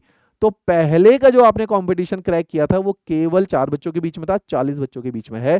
तो अपना आपको समझना पड़ेगा, आप ज्यादा बेस्ट ब्रेन के साथ आप कंपीट कर रहे हो सकता है अब आप थोड़ा सा नीचे आओगे, राइट। तो ये क्लैरिटी होना जरूरी है। क्यों, ओवर कॉन्फिडेंस भी इस पेपर में ले सकता है। ये कब आता है, जब क्विक तो मिल गई है, फिर हमें लगता है हम सब कुछ है। आपको समझना पड़ेगा एक प्रोसेस है, उस प्रोसेस के तहत, आपके इस डेटा के तहत chances of selection are bleak. ये बिल्कुल क्रिस्टल क्लियर होना चाहिए कि चांसेस कम है, नहीं निकल सकता है पेपर हर किसी का। हमें एक सही तरीका, देखो एक ना भी कुछ दिन पहले बड़ा अच्छा सोशल मीडिया में मैंने मीम देखा, वो वर्थ शेयरिंग है। उसमें क्या लिखा, एक बंदा यहाँ पे खड़ा है ना, और यहाँ पे जो है उसका एम है, हमारे पास किक है कि हाँ हाँ यार अचीव तो कर लेंगे, मेहनत करेंगे, प्रोसेस नहीं है। प्रोसेस इज मोर इंपॉर्टेंट, जिसके लिए मैं कह रहा हूँ कि हम लोग वो प्रोसेस डिकोड कर चुके हैं। प्रोसेस क्या है, इसको एक सीढ़ी चाहिए जो सीढ़ी में स्टेप वाइज यहाँ तक पहुंच जाए, सिंपल। तो हम ये सीढ़ी हैं, हम ये स्टेप्स हैं, हम ये स्टेयर्स हैं। हम आपको किक नहीं दे सकते, ना आपका क्लियर करवा सकते, नहीं तो 2,500 बच्चे जो हमारे पास पढ़े सबका क्लियर करवा देते। आपको हमारे पास फायदा उठाना है कि आप इससे कैसे कैसे आगे बढ़ जाओगे। Process has been made for you, clear. तो ये चीज का याद रखना है। तो आपको क्लियर होनी चाहिए अपनी सेल्फ अवेयरनेस कि आप ओवर कॉन्फिडेंट होना अफोर्ड नहीं कर सकते। आपको रियलिस्टिकली पता होना चाहिए, हाँ इस पेपर में बेस्ट ब्रेन अपियर हो रहा है, किक तो है, लेकिन अब कंपटीशन भी जबरदस्त है, डेटा। उसके बाद जब आपको लगा, एक और अवेयरनेस, अब आपने देखना है इस पेपर की रिक्वायरमेंट क्या है, कि पेपर क्या मांग रहा है और क्या मेरे को अपने बारे में नहीं पता है इस पेपर के बारे में। एग्जाम्पल ओशन का देता हूँ, 2019 की बात है, 2016 में पड़ी थी हमारे पास, 19 में पहली बार रैंक आई, 2.5 साल लगे उसको। तो आप देखो कि उसका 1 साल पहले भी प्रीलिम्स क्वालिफाइड था, सी सेट फंस गया था, है ना। अगली बार उसने बिल्कुल क्लीन रैंक मारी। ओशन की ब्यूटी क्या है कि जब वो क्लासेस में बैठती है वो हमेशा पढ़ के आती है, मेरे साथ वो ज्योग्राफी पढ़ी, एनवायरमेंट पढ़ी, लेकिन मेरे को अभी एक भी दिन ऐसा याद नहीं है कि वो क्लासेस में बिना नोट्स पढ़े आई हो, जो कि 2-3 दिन बाद भी होने वाले थे। वो हमेशा प्रिपेयर्ड आती थी। तो ये एक स्ट्रेंथ है। दूसरी उसकी स्ट्रेंथ क्या है, उसकी मेमोरी बहुत शार्प है। एक शब्द होता है एलिफेंट मेमोरी, एलिफेंट मतलब बहुत बड़ी memory. She is having an elephant memory, उसको याद हो जाता है। ये उसकी स्ट्रेंथ है, क्योंकि इस पेपर में प्रीलिम्स है, मेंस है, कई जगह डेटा पढ़ने, याद करने का काम करना है, ये उसकी स्ट्रेंथ है। उसकी स्ट्रेंथ है, वो मेडिकल बैकग्राउंड से थी, है ना, बीएससी केमिस्ट्री किया उसने, तो वो बहुत फास्ट लिख लेती थी और शब्द ठीक लिख लेती थी, राइटिंग ठीक थी। ये उसकी स्ट्रेंथ है। ऐसी स्ट्रेंथ मैं बताता हूँ, इस साल एक हमारा स्टूडेंट है, हिमाचल में इंटरव्यू भी दिया, आदित्य, डॉक्टर आदित्य शर्मा, ऊना से ही है, चंडीगढ़ में सेक्टर 32 के हॉस्पिटल से उसने एमबीबीएस के लास्ट ईयर ही, और 23 साल की एज में फर्स्ट अटेम्प्ट में यूपीएससी में 70 रैंक लाया। अगर मैं ठीक हूँ 69 या 70 रैंक है, बहुत मुश्किल होता है यूपीएससी में फर्स्ट अटेम्प्ट के अंदर 2 डिजिट रैंक लाना, बहुत ही रेयर कोई लेकर आता है। उसने क्वालिफाई कर पाया। स्ट्रेंथ है, शार्प है, मेमोरी बहुत शार्प है, याद है, इंटेलिजेंट है, प्रेजेंटेबल है, कॉन्फिडेंट है, इंटरव्यू बहुत अच्छा देता है, लिखता बहुत सुंदर और बहुत तेज है, स्ट्रेंथ है। तो आपको अपनी स्ट्रेंथ आइडेंटिफाई करनी पड़ेगी, लिख लो, अपने बारे में अवेयरनेस बढ़ाओ। तो एक पीस ऑफ पेपर में क्या लिखो, अपनी स्ट्रेंथ। स्ट्रेंथ में मैं और उदाहरण दे रहा हूं कि इस एग्जामिनेशन में स्ट्रेंथ क्या है। हर टाइप के पेपर की अलग स्ट्रेंथ है। Having a very good memory itself is a strength, having a good handwriting itself is an strength. तो स्ट्रेंथ है कुछ है। एक और स्ट्रेंथ क्या है, आप चीजों को जल्दी समझ लेते हो, ये इंटेलिजेंस है, ये भी आपकी स्ट्रेंथ है। आप सब्जेक्ट को औरों से जल्दी समझ लोगे, जल्दी समझ लोगे तो जल्दी काम कर लोगे। एक और स्ट्रेंथ लिखो, एक बहुत अच्छी स्ट्रेंथ इसमें चाहिए कि आपके लॉन्ग सिटिंग आवर्स होते हैं। लॉन्ग सिटिंग आवर का मतलब है कि आप में धैर्य है। बहुत सारे लोगों में वो चंचलता होती है, लेविटी होती है, धैर्य नहीं होता। वो आपके अगेंस्ट जा सकता है, क्योंकि धैर्य नहीं होगा तो आप टिकोगे नहीं एक जगह, टिकोगे नहीं तो आप पढ़ोगे कैसे। इस पेपर में बहुत इंटेलिजेंस नहीं चाहिए, इसमें डिफरेंट डिफरेंट सब्जेक्ट को धैर्य से पढ़ने की पेशेंस, धैर्य चाहिए, है ना, तो धीरज चाहिए।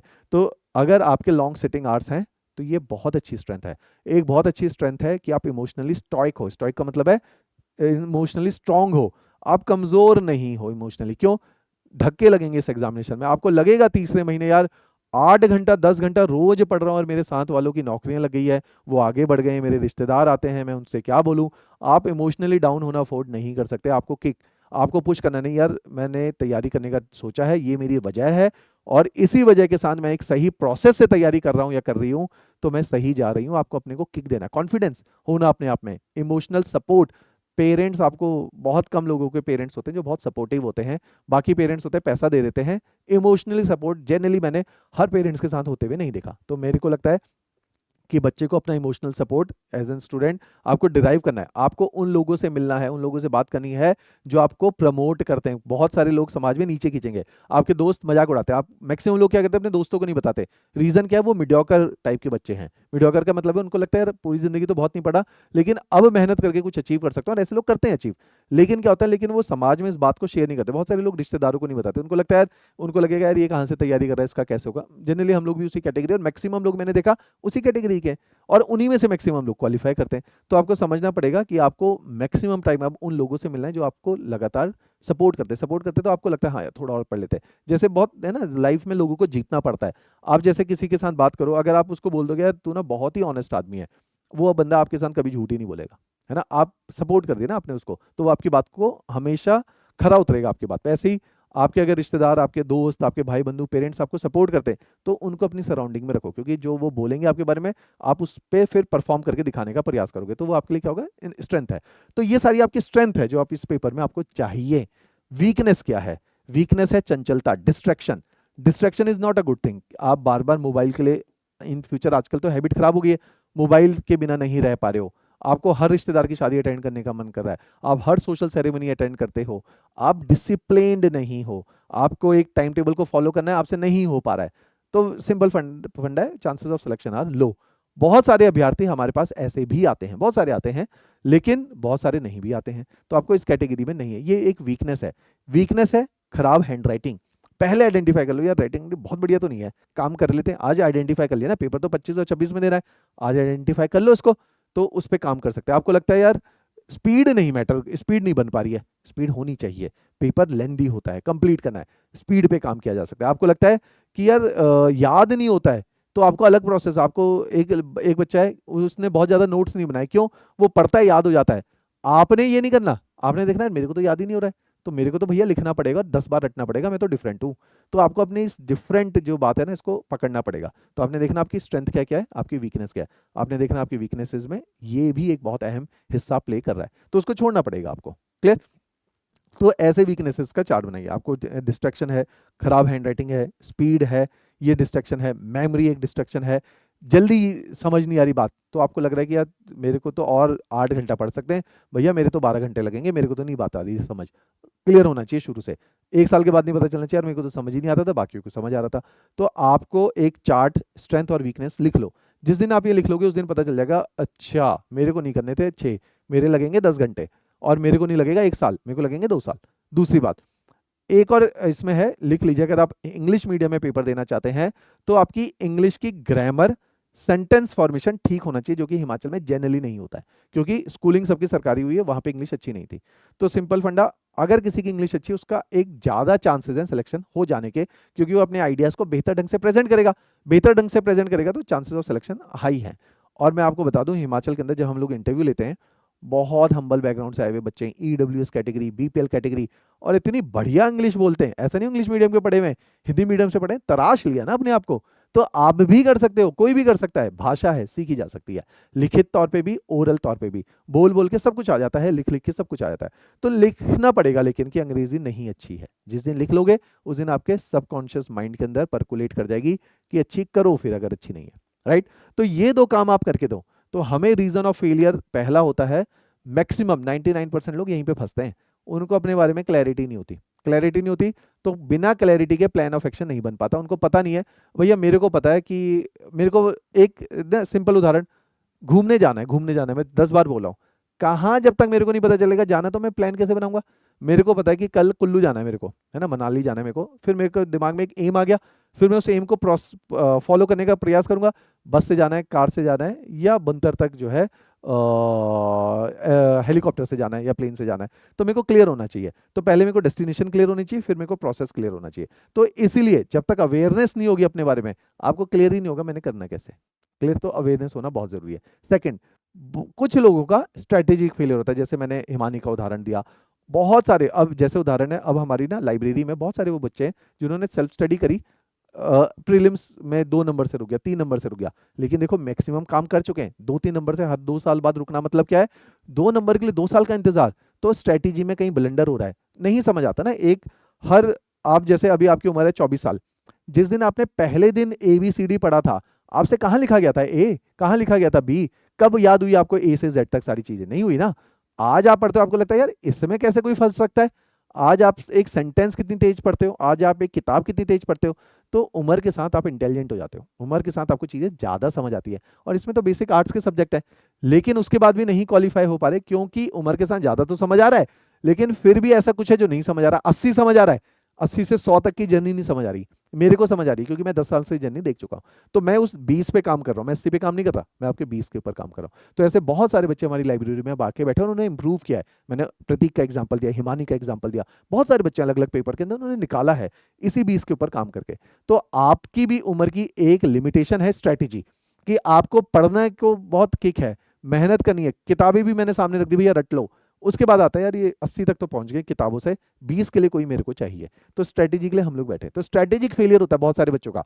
इसका एक उदाहरण है, हिमाचल की लाइब्रेरी में जाओ, मैं कई लाइब्रेरीज में विजिट कर चुका, मैं देखा कि बहुत ज़्यादा बच्चे बहुत डेडिकेशन से तो पढ़ रहे हैं, मेहनत है, किक है, सब कुछ है, लेकिन स्ट्रैटेजी नहीं है, तो वो पढ़े जा रहे हैं। पिछले 10 साल हो गए एक पटवारी का पेपर नहीं निकल रहा, 8 साल हो गए एक कलर का पेपर नहीं निकल रहा, तो there is a problem in their way of preparation. तो we are suppose to identify the problem. तो अगर आप में से भी बहुत सारे ऐसे बच्चे होंगे उन्हें कोचिंग नहीं चाहिए, आप पढ़ चुके हो, टॉक टू मी, है ना, मेरा नंबर ऑफिशियल नंबर है आपके पास। कल 1-2 दिन हमारे यूपीएससी के इंटरव्यूज चल रहे हैं, उसके बाद जैसे आप मंडे को कॉल कीजिए, मेरे साथ बात कर लीजिए। तो नॉट नेसेसरली सबको कोचिंग की जरूरत है, किसी को पूरे प्लान की जरूरत है, किसी को प्लान के 20% की जरूरत है। तो आप आइडेंटिफाई करो आपका स्ट्रेटेजी। अगर आप 2-3 साल से पेपर की तैयारी कर रहे हो, आप पेपर के कहीं आसपास नहीं हो, there has a strategy failure. मेरे को बात करनी पड़ेगी आपके साथ, लोकेट करना पड़ेगा, अच्छा यहाँ प्रॉब्लम आ रही है, इसको फिक्स कर देते हैं। किसी का फिक्सिंग बड़ा है, किसी का फिक्सिंग छोटा है, तो इस चीज के ऊपर ध्यान करेंगे हम लोग। क्लियर? तो स्ट्रेटेजी फेलियर मेरी नजर में ज्यादा मात्रा में होता है। देखो अच्छा बच्चा कौन होता है, ये वाला सेल्फ अवेयरनेस वाला वो बच्चा जिसको कुछ नहीं पता अपने बारे में, उसने तैयारी करनी है क्योंकि पूरी दुनिया तैयारी करी है, उसने तैयारी करनी है क्योंकि उसको लाल बत्ती बहुत बढ़िया लग रही है। बहुत सारे बच्चे जिनको पता है तैयारी कर रहे हैं, सब कुछ क्लियर है, बस सारा गोल क्लियर है, शुरू से अचीवर भी रहे। अचीवर व्यक्ति के लिए स्ट्रेटेजिक फेलियर है, क्योंकि उसको अपने से ना ज्यादा उम्मीद होती है, उसके पेरेंट्स को भी ज्यादा उम्मीद होती है, अब वो स्टक हो रहा है, तो अब हमें लगता है यार अब तो पूछना पड़ेगा। Always try to seek out for help. मैं बार बार बोलता हूँ, हिमाचल में एक बहुत बड़ी मैंने देखा हेजिटेशन, शर्म बहुत है हेल्प लेते वक्त, तो उस शर्म को निकालना पड़ेगा। बात करने में इतनी कोई बड़ी बात नहीं है। हमारे यूपीएससी के ना इंटरव्यूज चल रहे हैं आजकल, एक एग्जामिनेशन है, आप लोगों ने अगर सुना होगा, असिस्टेंट प्रोविडेंट फंड कमिश्नर, उसमें इस ट्राई सिटी में किसी ने क्वालिफाई नहीं किया, 1-2 बच्चों ने क्वालिफाई किया। इतने लार्ज स्केल में इंटरव्यू चल रहे हैं, सिविल स्टेप में लोग बिहार से, यूपी से, झारखंड से, बंगाल से ट्रेन करवा के दिन का इंटरव्यू देने आए हैं, आधे घंटे का, फिर ट्रेन करवा के वापस चले जाएंगे। तो मींस गो गेटर, हेजिटेट नहीं करना है। हिमाचल में हम चंडीगढ़ के अंदर बैठे हैं, यहाँ हिमाचल की कोई भी कोना यहाँ से 200-250 किलोमीटर से दूर नहीं है, यहाँ पे हम बोल रहे हैं ना फ्री में भी पढ़ा रहे हैं, तो 10 बच्चा नहीं आएगा, क्यों? गो गेटर एटीट्यूड मिसिंग है। तो रीच आउट, अपने कंफर्ट से, जो मैंने बोला था, बाहर निकलो, और अगर आपको लग रहा है कमियां हैं, accept it, talk to us, है ना, हमारा यही काम है, मेंटोरिंग का काम यही है, टीचर का काम पढ़ाना है, मेंटोरिंग का काम कैसे पढ़ना है वो इंपॉर्टेंट है। पेपर कैसे पढ़ने से निकलने के चांसेस ज्यादा होते हैं, केवल पढ़ने से पेपर निकलने के चांसेस कम होते हैं। क्लियर? तो ये रोल मैं प्ले करता हूँ। तो स्ट्रेटेजिक फेलियर आपको लोकेट करना अपना, कि क्या मेरा ये आपको अपने लेवल पे करना है, राइट? क्योंकि आपको पता है कि नहीं हो पा रहा, चलो बात तो कर लेनी चाहिए, बात करने का पैसा भी नहीं लग रहा, बहुत टाइम भी नहीं खर्च हो रहा, तो ऐसा तो कुछ खर्च नहीं हो रहा आपकी जेब से, तो बात कर लेनी चाहिए ज़्यादा से ज़्यादा। वो प्लान आपका और मेरा सिंक नहीं होगा, ज़्यादा से ज़्यादा तो यही होगा, इससे ज़्यादा तो कोई नुकसान नहीं है। क्लियर? तो ये एक बहुत बड़ा रीज़न होता है जिसकी वजह से लोगों का क्लियर एग्जामिनेशन नहीं हो पाता। तो हमने देखना है कि क्या रियलिस्टिक चीज़ें रहती हैं। फिर इस चीज़ को मैं जैसे आपको एक्सप्लेन ही कर चुका हूँ कि क्या रीज़न ऑफ फेलियर है, क्या लेवल ऑफ कंपटीशन है। लेवल ऑफ कंपटीशन हमेशा 2 लेवल पे देखना है, क्वालिटेटिव, क्वालिटेटिव ये वो पेपर है जिसमें हिमाचल का बेस्ट ब्रेन अपीयर हो रहा है। बेस्ट ब्रेन अपीयर हो रहा है तो हमेशा याद रखो ये पेपर कॉम्पिटिटिव है, कॉम्पिटिटिव है, उसके साथ compete करना कठिन है। ये पेपर क्वांटिटी वाइज भी बहुत बच्चा दे रहा है। एक तो बेस्ट ब्रेन आ रहा है, चलो 4 ही बच्चे आ रहे हैं, 5 सीटें, क्या दिक्कत है? लेकिन 4 सीटें हैं, 400 बेस्ट ब्रेन अपेयर कर रहा है। एक तो बेस्ट भी है, ऊपर से क्वांटिटेटिव भी है, बहुत ज्यादा मात्रा में है, अमाउंट बहुत ज्यादा है, तो ये इस पेपर को टफ बना देता है। क्लियर? तो ये क्लियर होना चाहिए आपको, नंबर्स क्लियर होने चाहिए। नंबर्स आपको हमेशा एक सही पिक्चर दिखाते हैं, फॉल्स अजम्पशन अपने बारे में नहीं करने देते हैं। अब हमें समझना पड़ेगा पेपर की, एक तो अपने बारे में जान के 2 चीजें होती है, आपको अपने बारे में पता होना चाहिए, जो अचीव करने वाले हो उसके बारे में पता होना चाहिए। इस पेपर के अंदर क्या है, रिक्वायरमेंट देखो पेपर की क्या है। पेपर में एक प्रीलिम्स स्टेज है, प्रीलिम्स स्टेज के अंदर क्या है, प्रिसीजन, कि आप जितना ज्यादा गलती करोगे आपकी नेगेटिव मार्किंग हो जाएगी, जितनी ज्यादा नेगेटिव मार्किंग हो जाएगी उतने ज्यादा चांसेस ऑफ सिलेक्शन घट जाएंगे। दूसरा क्या है, एक मेन स्टेज है। मेन स्टेज में क्या चाहिए, जो मैंने बोला, शार्प मेमोरी, एक अच्छी हैंड राइटिंग, एक ये स्ट्रेंथ है ना यहाँ काम आनी है। ये क्यों मैंने लिखवाई, एक स्पीड, पेपर कंप्लीट ही नहीं हो पा रहा, बहुत सारे बच्चे आते हैं, बहुत नॉलेज है, बहुत ज्ञान है, क्या फायदा हुआ, पेपर पे तो नहीं उतरा ना ज्ञान। ज्ञान के सिलेक्शन नहीं है ना, परफॉर्मेंस के सिलेक्शन है। बहुत एक एथलीट है, बहुत प्रैक्टिस करता है, 12 घंटे प्रैक्टिस करता है, रेस के दिन दौड़ नहीं पाता, पैरों में क्रैम्प्स लगे हुए हैं, कोई फायदा नहीं हुआ ना। तो आपने परफॉर्म करके दिखाना। परफॉर्मर्स आर ऑलवेज जो है चीयर्ड, तो ऐसे ही देखो, एक और इसके अंदर चाहिए, हैंड राइटिंग के साथ साथ लैंग्वेज में बहुत अच्छा होल्ड है। तो अगर ये सारी चीज़ें हैं तो आपका मेंस भी निकलेगा। तो डिफरेंट रिक्वायरमेंट है। तो पेपर को पहचानो, पेपर क्या चाहता है मेरे से। मैं फुटबॉल बहुत अच्छा खेलता हूँ और मैं चाहता हूँ क्रिकेट में मेरा सिलेक्शन हो जाए, रिक्वायरमेंट मैच नहीं करी। आपका पोटेंशियल और पेपर की रिक्वायरमेंट में एक सिंक होना चाहिए। फिर आता है इंटरव्यू। इंटरव्यू के अंदर देखो, इंटरव्यू एक थर्ड स्टेज है। क्यों? क्योंकि आप समझो वो क्या कर रहे हैं 3 स्टेज से। वो पटवारी में तो नहीं ले रहे इंटरव्यू, वो पटवारी में तो नहीं ले रहे मेंस, क्योंकि वहां पे बहुत रिक्वायरमेंट नहीं है। आप एक 22 साल के बच्चे को एसडीएम बनाने वाले हो, जिसने एक तहसील की जिम्मेदारी समझी, क्या उसका एकेडमिक लेवल, क्या उसका इमोशनल मैच्योरिटी, क्या उसकी डिसीजन मेकिंग, क्या उसका कॉन्फिडेंस, क्या उसकी इंटेलिजेंस उस कैलिबर की हो या ना हो। तो उन्होंने देखना है 5 ही तो लोग चाहिए, 500 इंटरव्यू देने के लिए लाइन खड़ी है, बेस्ट 5 उठाने हैं। तो they are always having surplus candidate, है ना, फॉर देम।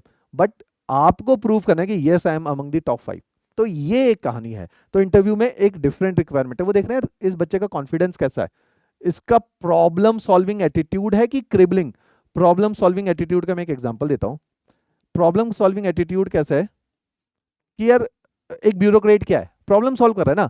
आग लग गई है, उसने जाना, उसने देखना है, अच्छा ये डिपार्टमेंट है, इनको कॉल करो, जिनको क्षति हुई इनको हॉस्पिटल ले जाओ, इनके परिवारों से बात करके थोड़ा सा कंट्रोल करो जी, कोई टेंशन नहीं, हम लोग बैठे हुए हैं यहाँ पे। Right, problem solving. लैंड है, अतिक्रमण हो जाता है, आपने देखा अपने आसपास मार्केट में अतिक्रमण की ड्राइव चल रही है। अब भाई किसी की रोजी रोटी है, जो ट्रेडर कम्युनिटी है ना, जो दुकानदार है, वो कहेगा यार 10 साल से अतिक्रमण था, तब तुम कहाँ सो रहे थे, आज मेरा पूरा परिवार इससे चल रहा है, अब मैं 40 साल की एज में प्रोफेशन तो नहीं बदल सकता, मेरे बच्चे स्कूल जाते हैं, कॉलेज जाते हैं, अब क्या करूं। वो लोग शोर मचाएंगे, डंडे भी मारेंगे, तो पुलिस को लाना है, जेसीबी भी आई हुई है, तो प्यार से हैंडल करना है, परसुएट करना है, भैया मेरा काम है, मेरी नौकरी मेरे को ऑर्डर आए हुए हैं, है ना। तो वहां पे एक डिफरेंट प्रॉब्लम सॉल्विंग, हर जगह एक एटीट्यूड क्या है, प्रॉब्लम सॉल्विंग। तो ब्यूरोक्रेट जब इंटरव्यू होता है तो वहां यही देखा जाता है, क्या ये क्रिबलिंग वाला बंदा है कि ये जो है प्रॉब्लम सॉल्वर है। बहुत सारे लोग होते हैं समाज में, आप देखोगे वो कहेंगे यार मोदी बढ़िया काम नहीं कर रहा, यार राहुल गांधी ये है। क्रिबिंग, हमारा एटीट्यूड इन जनरल क्या होता है, समाज का क्रिबिंग एटीट्यूड, रोते रहते हैं कि ये नहीं हो रहा, वो नहीं हो रहा। कौन है वो जो ये कहता है यार मैं करके देता हूँ, कोई दिक्कत नहीं, नहीं हो रहा ना, मैं बैठा हूँ, मैं करता हूँ। तो वी आर, तो यहाँ पे what we are looking for, problem solving, person with a problem solving attitude. यही इंटरव्यूअर देख रहा है, यार ये फिर वही रोने वाला बंदा आ गया, ये जो है एडमिनिस्ट्रेशन में भी आके रोएगा। तो इंटरव्यू में डिफरेंट चीजें पूछी जा रही हैं, इसलिए आप पेपर को समझो कि पेपर क्या पूछ रहा है। ये मैं क्यों बोल रहा हूं, क्योंकि आपने यही तो अपने अंदर विकसित करना है। आपने प्रीलिम्स का एक टेम्परामेंट विकसित करना है, आपने मेंस का एक टेम्परामेंट विकसित करना है। बहुत सारे इंटरव्यू आज की डेट में मल्टीपल इंस्टीट्यूट में जो है पढ़ा रहे हैं इधर उधर ना, हिमाचल के, हमने उनके इंटरव्यू लिए हुए, उनका वो प्रॉब्लम सॉल्विंग एटीट्यूड ही नहीं था, इंटरव्यूअर ने नंबर ही नहीं दिए हुए। तो बहुत सारे ऐसे लोग हैं कि वो बार बार मेंस दे रहे, देखो पोटेंशियल है, जो बच्चा इंटरव्यू तक जा रहा है पोटेंशियल है, लेकिन ब्यूरोक्रेट नहीं बन पा रहा। क्यों? पोटेंशियल होना और जॉब के लिए सुटेबल होना दोनों डिफरेंस है। मेरे में बहुत पोटेंशियल है लेकिन मेरे में सुटेबिलिटी नहीं है इस जॉब के लिए, मेरे अंदर प्रॉब्लम सॉल्विंग एटीट्यूड नहीं है, तो मैं इस जो है पेपर इस जॉब के लिए बहुत अप्रोप्रिएट कैंडिडेट नहीं हूं। क्लियर? तो इस चीज को याद रखो। तो पेपर की एक रिक्वायरमेंट है, उस रिक्वायरमेंट को समझो। आपने खुद अपने अंदर झांकना है, यार मेरे में जब है ही नहीं ये चीज, तो विकसित करो। एक ही ऑप्शन है ना। अगर तैयारी के बारे में सोच ही लिया, जब कूद ही गए दलदल में, तो सिंपल है कि दलदल से बाहर निकलना है, तो उसका रास्ता बनाओ। राइट? तो ये हम लोगों के लिए काम है। अब इसी के साथ फोर्थ पार्ट में आते हैं। क्लियर? पहली पार्ट में कि you should have the crystal clear reason for your preparation. Secondly you should have कि आपका पेपर क्यों क्लियर हो, कि आपके अंदर वो स्ट्रेंथ है, क्या आपके अंदर वो वीकनेस है जो इस पेपर में आपको ले डूबेंगी। क्लियर हो गया? तीसरे लेवल पे कि पेपर की रिक्वायरमेंट ये है, अब मेरे को देखना मेरे को किन चीजों के ऊपर काम करना है।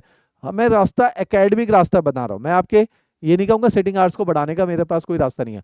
आपको पुश करना है, यार ये लक्ष्य है, ये प्लान है, कोशिश करते हैं एकेडमिक। देखो मेरे को ना 100 मीटर की रेस दौड़नी है ओलंपिक में, बार बार ये एग्जांपल देता हूँ। मैं पहले दिन फर्स्ट नहीं आऊंगा, सिंपल फंडा है। मैं रोज प्रैक्टिस करूंगा, मैं एक स्प्रिंट लगाऊंगा। अगर मिनिमम टाइम 8 सेकेंड 52 से माइक्रो सेकेंड है, तो मेरा प्रयास रहेगा कि मैं इसको अचीव करूं। मैं पहले दिन दौड़ूंगा, मैं 14 सेकेंड में 100 मीटर कवर करूंगा। मैं एक महीने के बाद 13 में आऊंगा, फिर मैं 12 में आऊंगा, फिर मैं 11 में आऊंगा। तो मैं डेली धीरे धीरे इंप्रूव कर रहा हूँ। जब मैं डेली इंप्रूव करूंगा तो 1 साल के बाद मेरे को एचएस देना है, उस दिन मैं पूरा तराश जाऊंगा, उस दिन पॉलिश हो जाऊंगा। तो स्टेप वाइज अप्रोच है। तो सिंपल, पहले दिन में आप वो अचीव नहीं कर पाओगे जो अचीव करना चाहते हो। डेली डेली छोटे छोटे बेबी स्टेप करोगे तो आप वो अचीव कर जाओगे। इसी को हमने 3 स्टेप में इस पूरे प्लान को बना लिया। पहला स्टेप क्या है? जब आपने ठान ली है तैयारी को करना है, तो सिंपल फंडा है, अपने फंडे क्लियर करो, बेसिक्स अच्छे कर लो। बार बार आपको पता ही है बेसिक्स का फंडा क्या है, एनसीईआरटी पढ़ लो और तमिलनाडु बोर्ड की किताब एक पढ़ लो। ये बहुत बेहतरीन ढंग से लिखी गई बुनियादी किताबें हैं। इन किताबों से अगर कोई ये एक्सपेक्ट करके जा रहा है पेपर क्वालिफाई होगा, ये गलत है। क्यों? एसडीएम का पेपर दे रहे हो जिसमें ग्रेजुएशन पोस्ट ग्रेजुएशन वाले बच्चे बैठ रहे हैं, आप पढ़ रहे हो छठी से 12वीं एनसीईआरटी जो एक 12 साल का बच्चा पढ़ रहा है, तो क्या ये एनसीईआरटी आपके लिए रेलिवेंट है?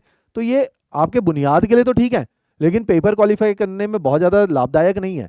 तो आपने देखना है बेस एक बार अपना फंडा क्लियर कर लो। तो उस फंडा क्लियर करने का तरीका क्या है? Go through the NCERT. इस चीज़ को थोड़ा सरल बनाया, हम क्या कर रहे हैं आपके लिए चीज़ों को सरल बना रहे हैं। खुद से एनसीईआरटी पढ़ोगे आराम से समझ आएगी, लेकिन आपको लगेगा जो मेरे को समझ आ गई यही एक लेवल है। एनसीईआरटी के अंदर एक सटल डेप्थ है, यहां तक वो समझना था, आपको नहीं समझ आया। क्यों? हर उम्र की एक देखो, जब आप 10 साल के थे ना, छठी क्लास में हम 10-11 साल में होते, उस टाइम पे आपको एनसीईआरटी नहीं समझ आई थी, आप क्या करते थे? रट्टा मारते थे ना, हम लोग रट्टा मारते थे, पेपर में वही रट्टी रटाई लिख लेते थे। क्यों? अंग्रेजी भी कमजोर है ना, रट रट रहे हैं, और पेपर में मैडम ने बोला ये लिखवाएंगे आपको 10 सवाल, इन्हीं में से आएंगे, तो हमने 10 के 10 रट लिए। वहां पे हमारे जो नंबर आए हैं नहीं भी आए हैं, हमारी पोटेंशियल का तो टेस्ट ही नहीं हुआ, हमारा तो रट्टे का टेस्ट हुआ है, मेमोरी का। ना तो भाषा टेस्ट हुई, ना कोई ऐसा क्वेश्चन आया जिसमें बड़ा दिमाग चलाना पड़ा। तो उस टाइम पे हमारा कोई भी टेस्ट नहीं हुआ, राइट। तो उस टाइम की परफॉर्मेंस को घबराओ मत। ऐसा मत सोचो यार मेरे को ज्योग्राफी से, लोग ज्योग्राफी से डर लगता है, हिस्ट्री से डर लगता है। आप उस टाइम पे 11 साल के थे, उस टाइम का डर 11 साल के बच्चे का डर है, जो कि स्वाभाविक है। आज आप 22-25 साल के हो गए हो, क्या पता आपको समझ आ जाएगी। तो एक उम्र के साथ आपकी समझ बढ़ जाती है, लेकिन फिर भी आप 22 साल के हो, आप 37 साल के विनय जोशी नहीं हो। कहने का मतलब मेरे को वो एनसीईआरटी में वो सटल डेप्थ दिखेगी जो नहीं दिखेगी। आप मैं एक बहुत प्रैक्टिकल लाइफ का एग्जांपल देखता हूँ। मैं ना, जैसे शोले मूवी मेरे को बहुत अच्छी लगती है, मैंने शोले 20 साल पहले देखी होगी। जब मैंने 20 साल पहले शोले देखी होगी, मेरी उम्र थी 17 साल। मैं जब शोले को देखता था तो मैं एक 20 साल के व्यक्ति है ना, लड़के की उम्र से देख रहा हूँ। फिर मैंने 5 साल बाद शोले देखी, मेरे को वो ना ज़्यादा समझ आई, मेरे को उसके अंदर के इमोशन समझ आए। मैंने और लेट देखी शोले, फिर मेरे को उसके अंदर के और सटल एस्पेक्ट समझ आए। मेरे को एक एक व्यक्ति के एक्टिंग के अंदर डेप्थ, उसके डायलॉग डिलीवरी में डेप्थ दिख रही है। अच्छा, मैंने ज्योग्राफी पढ़ ली, मैंने देखा यार ये शोले की शूटिंग कहाँ हुई है, तो ज्योग्राफी की दृष्टिकोण से कोई ड्राई एरिया दिख रहा है। फिर मैं सर्च किया, अच्छा कर्नाटका की शूटिंग है, कर्नाटका में ड्राइनेस है ना, ऐसे माउंट टीले जैसे बने हुए वॉल्केनिक माउंटेनिंग स्ट्रक्चर है, और साथ में ड्राइनेस है, तो ये उसका इंटीरियर, वेस्टर्न घाट के इंटीरियर वाला एरिया होगा। वहाँ लोगों की कलर कॉम्प्लेक्शन देखा, उनकी कद काठी देखी, पहनावा देखा, अच्छा ये तो इसी जगह के लोग होंगे। तो मैं एक डिफरेंट दृष्टिकोण से चीज़ों को देख रहा हूँ। उम्र के साथ, एक्सपोजर के साथ, समझ के साथ, आप जब मुड़ के पुरानी चीज़ों को देखते हो तो आपका उसके बारे में विचार, उसके बारे में आपका थॉट, उसके बारे में नजरिया बदल जाता है। आज आप एनसीईआरटी 22 साल से देखते हो, आपको लग रहा है यार इतनी आसान, ये नहीं समझ आई थी, इसको रटना पड़ा, लेकिन फिर भी आप उसको 22 साल की एज से देख रहे हो। आप उस एनसीईआरटी के 60% गहराई को समझ गए हो, मैं उस एनसीईआरटी की 100% जो है गहराई को समझ गया हूँ।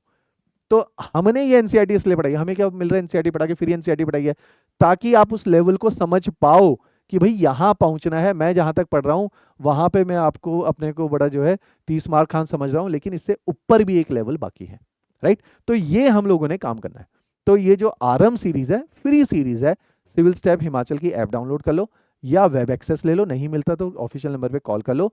Mobile, laptop, desktop, Apple, Android, हर जगह के एक्सेस का पता कर लो, नहीं चल रहा तो।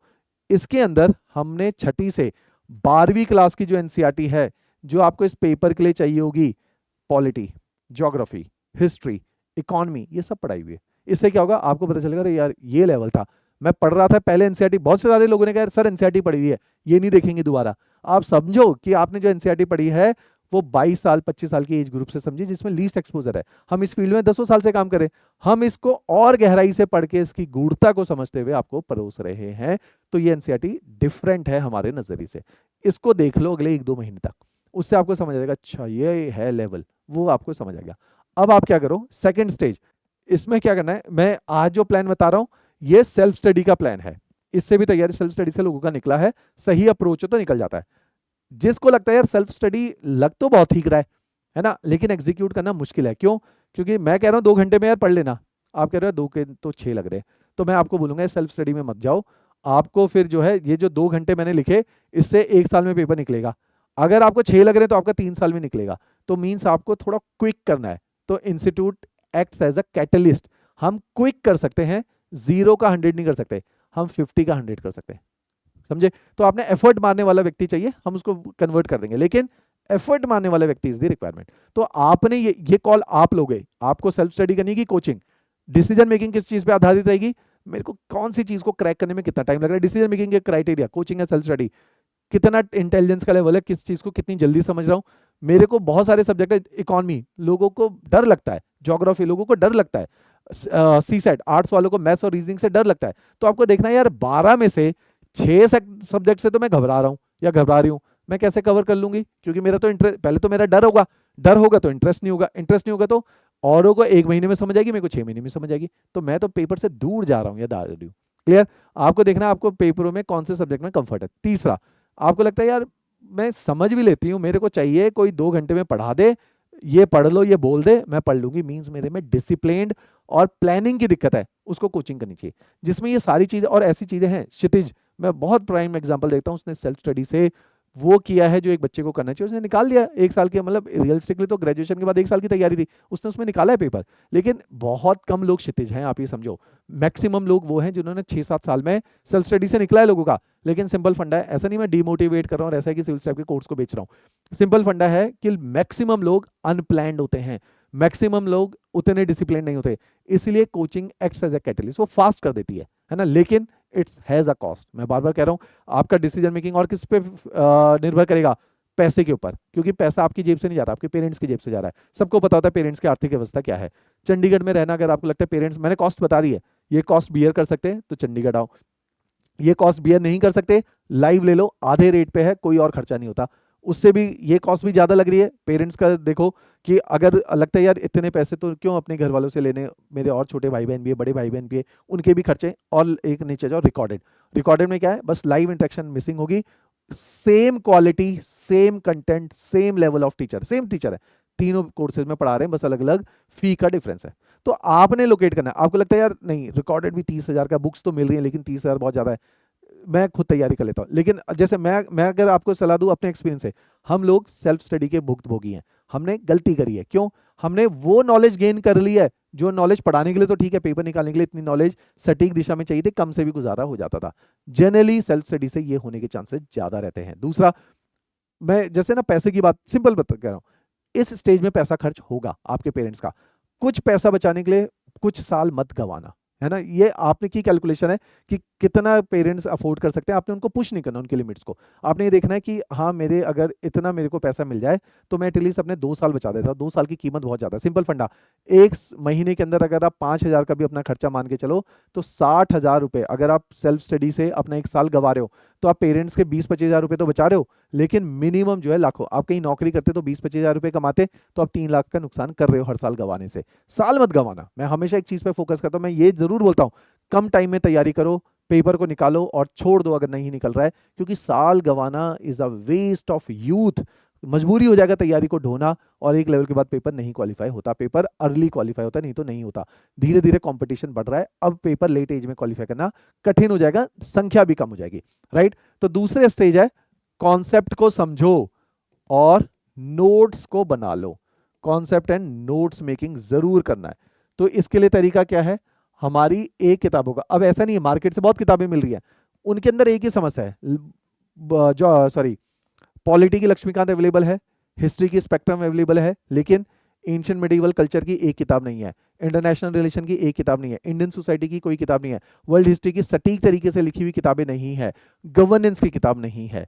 तो मैक्सिमम क्या है, 12 सब्जेक्ट हैं, 4 किताबें तो बहुत अच्छी मार्केट में, 8 किताबें नहीं है। हम 4 किताबों को ही अच्छे समझ के उसकी तैयारी करते हैं। बहुत सारे बच्चे आप में से पॉलिटी स्पेक्ट्रम रटे हुई है, लेकिन क्या करें, नहीं निकल रहा पेपर। क्यों? क्योंकि वो 12 में से 4 ही हैं, 12 पूछा जा रहा है, आपने 8 के ऊपर तो काम ही नहीं किया। तो हमने क्या किया, एक किताबों का सेट लॉन्च किया। इन किताबों की क्या ब्यूटी है, पेपर में 3 लेवल चाहिए होते हैं। देखो बिल्कुल कोई बहुत बड़ी बड़ी बातें नहीं चाहिए, आपको बुनियाद पता होनी चाहिए। कोई भी चीज पढ़ोगे तो उसके फंडे क्लियर होने चाहिए, उसके नोट्स बने होने चाहिए, उसके बाद उसके लिए प्रैक्टिस एमसीक्यू करने चाहिए और मेंस के क्वेश्चन भी तो करने चाहिए। तो ये सेकंड स्टेज होती है। तो हमने इन्हीं की किताबें बनाई है। हमने कहा जी 23 किताबों का सेट है, ऐसा थोड़ी इनको क्यों डालते, 12 किताबें तो आपको 12 सब्जेक्ट को केटर करने के काम आएंगी। जो बाकी की 7 किताबें हैं वो 7 प्रीलिम्स के जो सब्जेक्ट है उनको प्रैक्टिस करो। इसमें 5500 एमसीक्यू डाल दिए और तोड़ू एमसीक्यू है, इनको प्रैक्टिस करो, और 1000 मेंस के क्वेश्चंस डाल के रख दिए विद आंसर, इनको प्रैक्टिस करो। तो हमने लेवल 1 और लेवल 2 दोनों कैटर कर दिया। तो इससे क्या हुआ, आपके पास कंसोलिडेटेड सेंट्रलाइज मटेरियल होना इज अ वरदान। ये नहीं था 2 साल पहले सिविल स्टैप के बाद, अब जाके किताबें लास्ट 2 साल से बनी है, इस साल जनवरी ऑनवर्ड ये एमसीक्यू की किताबें बनी है। इससे क्या हुआ, वो बच्चा जिसको 20% की, मैंने बताया नहीं था लाइब्रेरी में बैठा बाहर से आके, 20% की जो कमी है वो यहां से पूरी हो रही है ना। तो इस 20% पे हम काम करके दे रहे हैं आपको, राइट। अब मैंने ये प्लान बना दिया, अब देखो कैसे आपका तरीका होगा। यही किताबें हम अपनी क्लास में भी दे रहे हैं बच्चों को, यही रिकॉर्डेड बैचेज में जा रही है, यही किताबें आप भी परचेज करोगे। अगर आपको लगता है आपने पहले सेल्फ स्टडी ट्राई करना है आपने, लेकिन ये डिसीजन 1-1.5 महीने में हो जाना चाहिए। आपने इन किताबों को पढ़ा, आपको लगा यार कठिन है, मैं पढ़ रहा हूं, मेरे को समझ आ रही है, लेकिन मेरे को ना टाइम थोड़ा ज्यादा लग रहा है, ये कम टाइम में, अगर देखो सिंपल, आप अगर किसी सब्जेक्ट के ज्ञानी हो, आप एक 5 साल, आपसे छोटा है ना 22 साल के आप हो, आप एक 10 साल के बच्चे को हिस्ट्री पढ़ा लोगे बुक से पढ़ के, आप उससे तेज पढ़ लोगे, हम आपसे तेज पढ़ लेंगे, हम आपको जल्दी पढ़ा देंगे।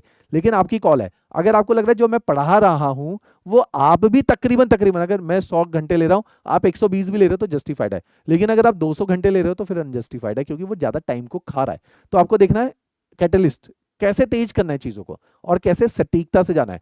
तो सिंपल फंडा है, ये करना है, चाहे इंस्टीट्यूट के माध्यम से करना है, चाहे सेल्फ स्टडी के माध्यम से करना है, करना यही है कि आपने बेसिक लेवल पे 10 महीने लगा के 12 सब्जेक्ट कंप्लीट किए। 10 में 12 क्यों बोला, कुछ सब्जेक्ट बड़े होते हैं, कुछ सब्जेक्ट बहुत छोटे हैं, उनमें 15-15 दिन लगते हैं। तो 10 महीने के अंदर पूरे नोट्स बन जाने चाहिए, प्रैक्टिस हो जानी चाहिए। तो ये आपकी सेकंड स्टेज है जिसमें आप नोट्स मेकिंग करोगे और ये सारा काम करोगे। थर्ड स्टेज असेसमेंट, अभी आऊंगा उस पर। असेसमेंट मतलब एक बार दे तो लें पेपर, जिस दिन पेपर दे, जैसे अभी मैं बताता हूँ, बहुत सारे बच्चे मिलने आते हैं ना मेंटोरिंग के लिए, कोई उसके लिए पैसा तो नहीं लग रहा, इधर उधर से आते हैं, फोन पे भी बात करते हैं, ऑफलाइन भी मिलने आते हैं। तो मिलने आते हैं तो वो कहते हैं कि सर बहुत बड़ी गलती हो गई, पिछले साल एक बार टेस्ट दे के तो देख लेते कि कितना पानी में, सीधा वहां जाके धक्का लगा कि यार इतना टफ पेपर आ गया, पढ़ा हो तो कुछ भी नहीं आ रहा, टेस्ट दो हमेशा, है ना। तो हमने क्या किया, एक टेस्ट सीरीज लॉन्च की, उसमें 125 टेस्ट डाल दिए, 117 टेस्ट डाल दिए। उसमें क्या है, जितना टेस्ट दोगे आपको पता चलेगा, ओ यार पहले टेस्ट में ये गलती करी, अच्छा सेकंड में यहाँ इंप्रूव कर लिया, अरे यार इस बार तो यहाँ फंस गए, अच्छा ये भी इंप्रूव कर लिया, अच्छा यहाँ 117 टेस्ट हैं, कितनी गलती कर लोगे, लास्ट में पॉलिश हो ही जाओगे। तो ये इतना टीडियस क्यों बनाया है, ताकि गुंजाइश ही ना रहे कहीं पे फंसने की।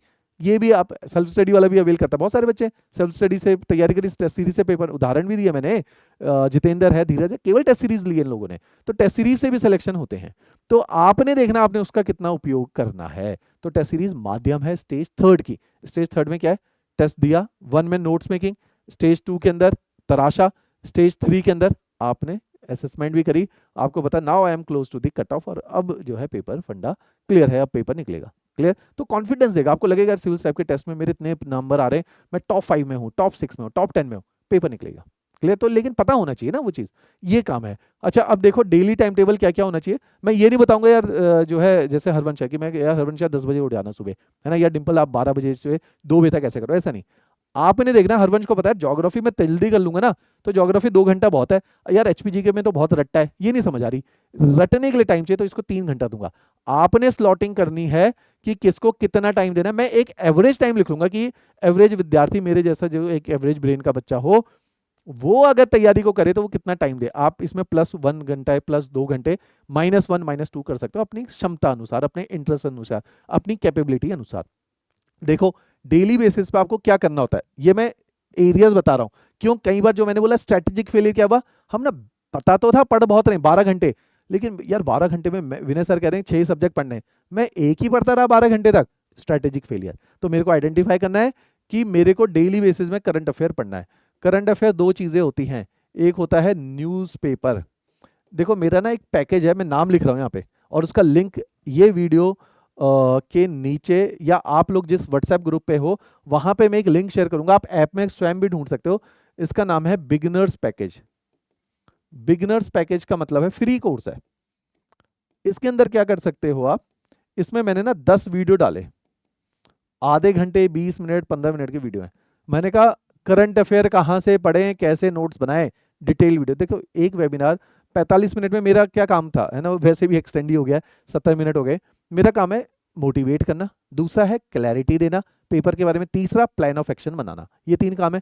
इस प्लान ऑफ एक्शन को आप लोगों को लगता है कि आधे घंटे में, मेरे को पता है यार करंट अफेयर का अलग प्लान ऑफ एक्शन है, ऑप्शनल का अलग प्लान ऑफ एक्शन है, प्रीलिम्स को हैंडल करने का अलग प्लान ऑफ एक्शन है, नोट्स, मैंने कहा नोट्स बना लो, कैसे बना लो, कैसे एनरिच करो, कैसे रेंज बढ़ाओ, कैसे डेप्थ बढ़ाओ, और डिटेलिंग है। तो इस फ्री पैकेज को डाउनलोड करना है, इसमें 10 वीडियो है, हर वीडियो एक सटीक बात के ऊपर है ना। मेंस में मार्क्स को कैसे लाए और कैसे इंक्रीज करें, ये उसके लिए है। आप इनसे बहुत सारे बच्चे होंगे जो 80 पे हैं, उनको 20 चाहिए, ये वीडियो उसके लिए है। एक वीडियो है, बहुत सारे बच्चे ओ यार अभी तो कॉलेज खत्म हुआ है, सिलेबस ही नहीं पता, है ना। विनय सर ने इतनी बड़ी बड़ी बातें कर दी, मेरे को पता ही नहीं डिटेलिंग क्या है, इन्होंने गवर्नेंस बोल दिया, आईआर बोल दिया, कितने नंबर का आता है, कौन से जीएस के अंदर है, उनको यही नहीं पता। तो उनके लिए है सिलेबस एंड पैटर्न।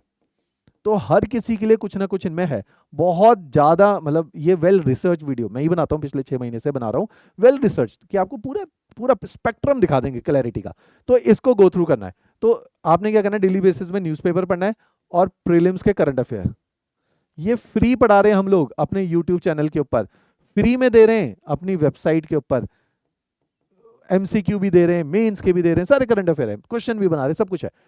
तो डेली बेसिस पे करंट अफेयर को देना है टाइम, कितना, 2 आवर्स, जिसमें नोट्स भी बनेंगे, करंट अफेयर पढ़ोगे तो 2 घंटे औसतन है, ज्यादा बढ़ाना मत इसको, है ना। 2.5 ज्यादा से ज्यादा, कम से कम 1.5, तो 1.5 से 2.5 की रेंज, तो मैंने 2 घंटे ले लिया। अच्छा, अब आपने डेली बेसिस में क्या करना है, एक सब्जेक्ट को पढ़ना है, उसके किसी ने कोचिंग ज्वाइन करनी है तो 2 घंटे का लेक्चर देखेगा या देखेगी, 2 घंटे के नोट्स बनाने। तो एक सब्जेक्ट को मिनिमम एक दिन में 3 घंटा मिनिमम देने हैं।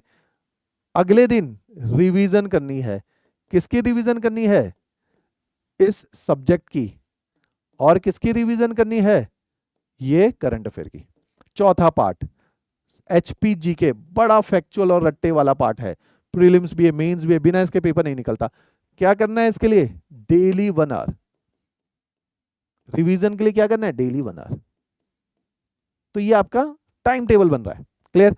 अब आपने क्या करना है, रिवीजन के अंदर बाद में वैल्यू एडिशन, वैल्यू एडिशन कैसे करी जाती है अपने कंटेंट की, आपने क्या करना है, डेली बेसिस पे एमसीक्यू प्रैक्टिस और आंसर राइटिंग डेली करनी है ना।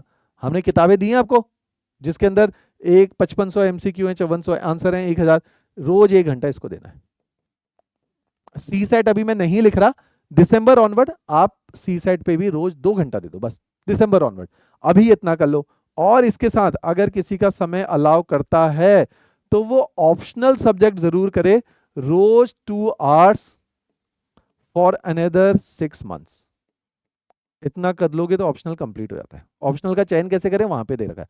तो ये आपका डेली टाइम टेबल होना चाहिए। तो डेली टाइम टेबल देखो, आवर्स कितने हो गए, 2 घंटा करंट अफेयर सब्जेक्ट के 3 आवर 5 घंटे, 1 घंटे की रिवीजन 6 घंटे, एचपीजीके के 7 घंटे, वैल्यू एडिशन का 1 घंटा। तो जो मैंने आपको बोला था कि रोज 8 घंटे पढ़ने की ताकत रखनी है, 365 दिन। और ज्यादा मेहनत करोगे तो ऑप्शनल अभी तैयार हो जाएगा, 2 घंटे ऑप्शनल के, 12 घंटे। जैसे ही ऑप्शनल खत्म होगा 6 महीने बाद स्विच टू जीएस पार्ट, जून में दिसंबर आ जाएगा, तो ऑप्शनल की कॉस्ट पे आपका switch to CSAT part, तो वही आपके 10 घंटे बनेंगे, राइट। तो ये अगर आप कर लोगे तो आपके chances of selection will be bright. Have the clarity, have the plan, have the plan, है ना। तो जितना ज्यादा प्लान होगा, जितने ज्यादा क्लैरिटी ऑफ थॉट होंगे, उतना ज्यादा आपको टाइम को अपना मैनेज करना है। आपने देखना है इसके अंदर रिसोर्स क्या क्या है, जिसके ऊपर आपको थॉट देके देखो, finance, capital itself is a resource. आपने देखना है, आपने कोचिंग सब कुछ करनी है, नहीं करनी है, पेरेंट्स कितना अफोर्ड कर सकते हैं, उन पे बर्डन नहीं बनना है। आपने देखना है, हाँ यार रियलिस्टिकली इतना मेरे पेरेंट्स से मैं बात कर लेता हूँ, कर लेती हूँ, इतना उनसे कहते हैं कि इतना मेरे को दे दो और 2 साल मेरे को तो रियलिस्टिकली दे दो, have faith in me, I have faith in my self, और इससे मैं जो है पेपर क्वालिफाई करूंगी। Capital itself is a resource. दूसरा, टाइम इज अ रिसोर्स।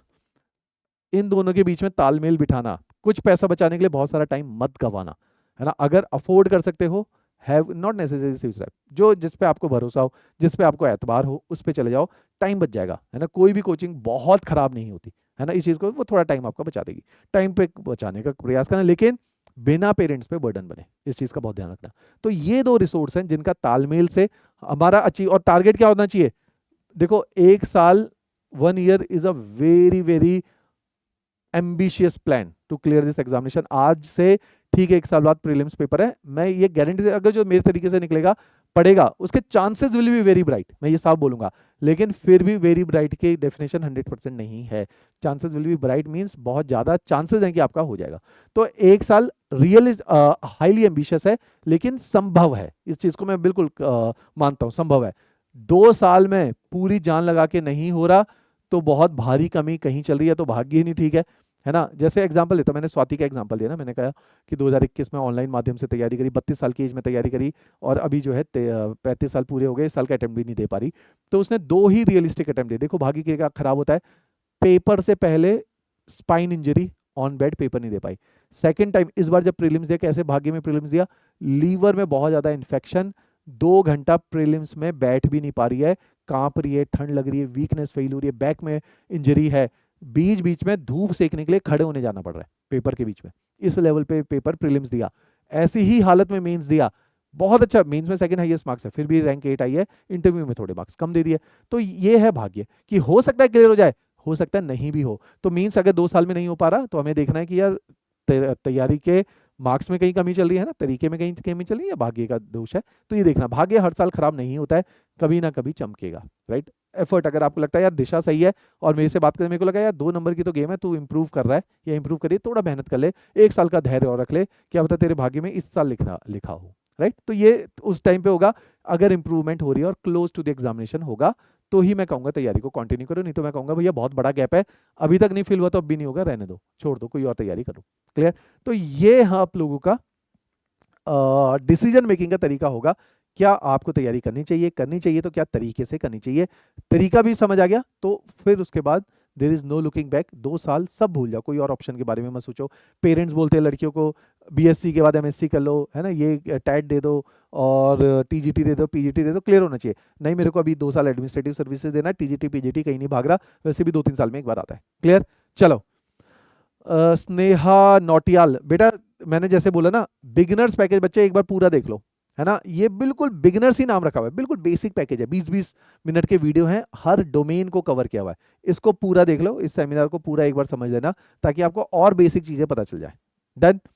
इसके अलावा मेरे को बताओ, आप लोग जैसे स्नेहा ने पूछा, उसके भी अलावा जैसे स्नेहा, ये वीडियो एक बार ना आप एक चीज कर लो मेरे बोलने पर, इस सैटरडे और इस इतवार के अंदर ये 20-20 मिनट के वीडियो पूरे देख लो एक बार।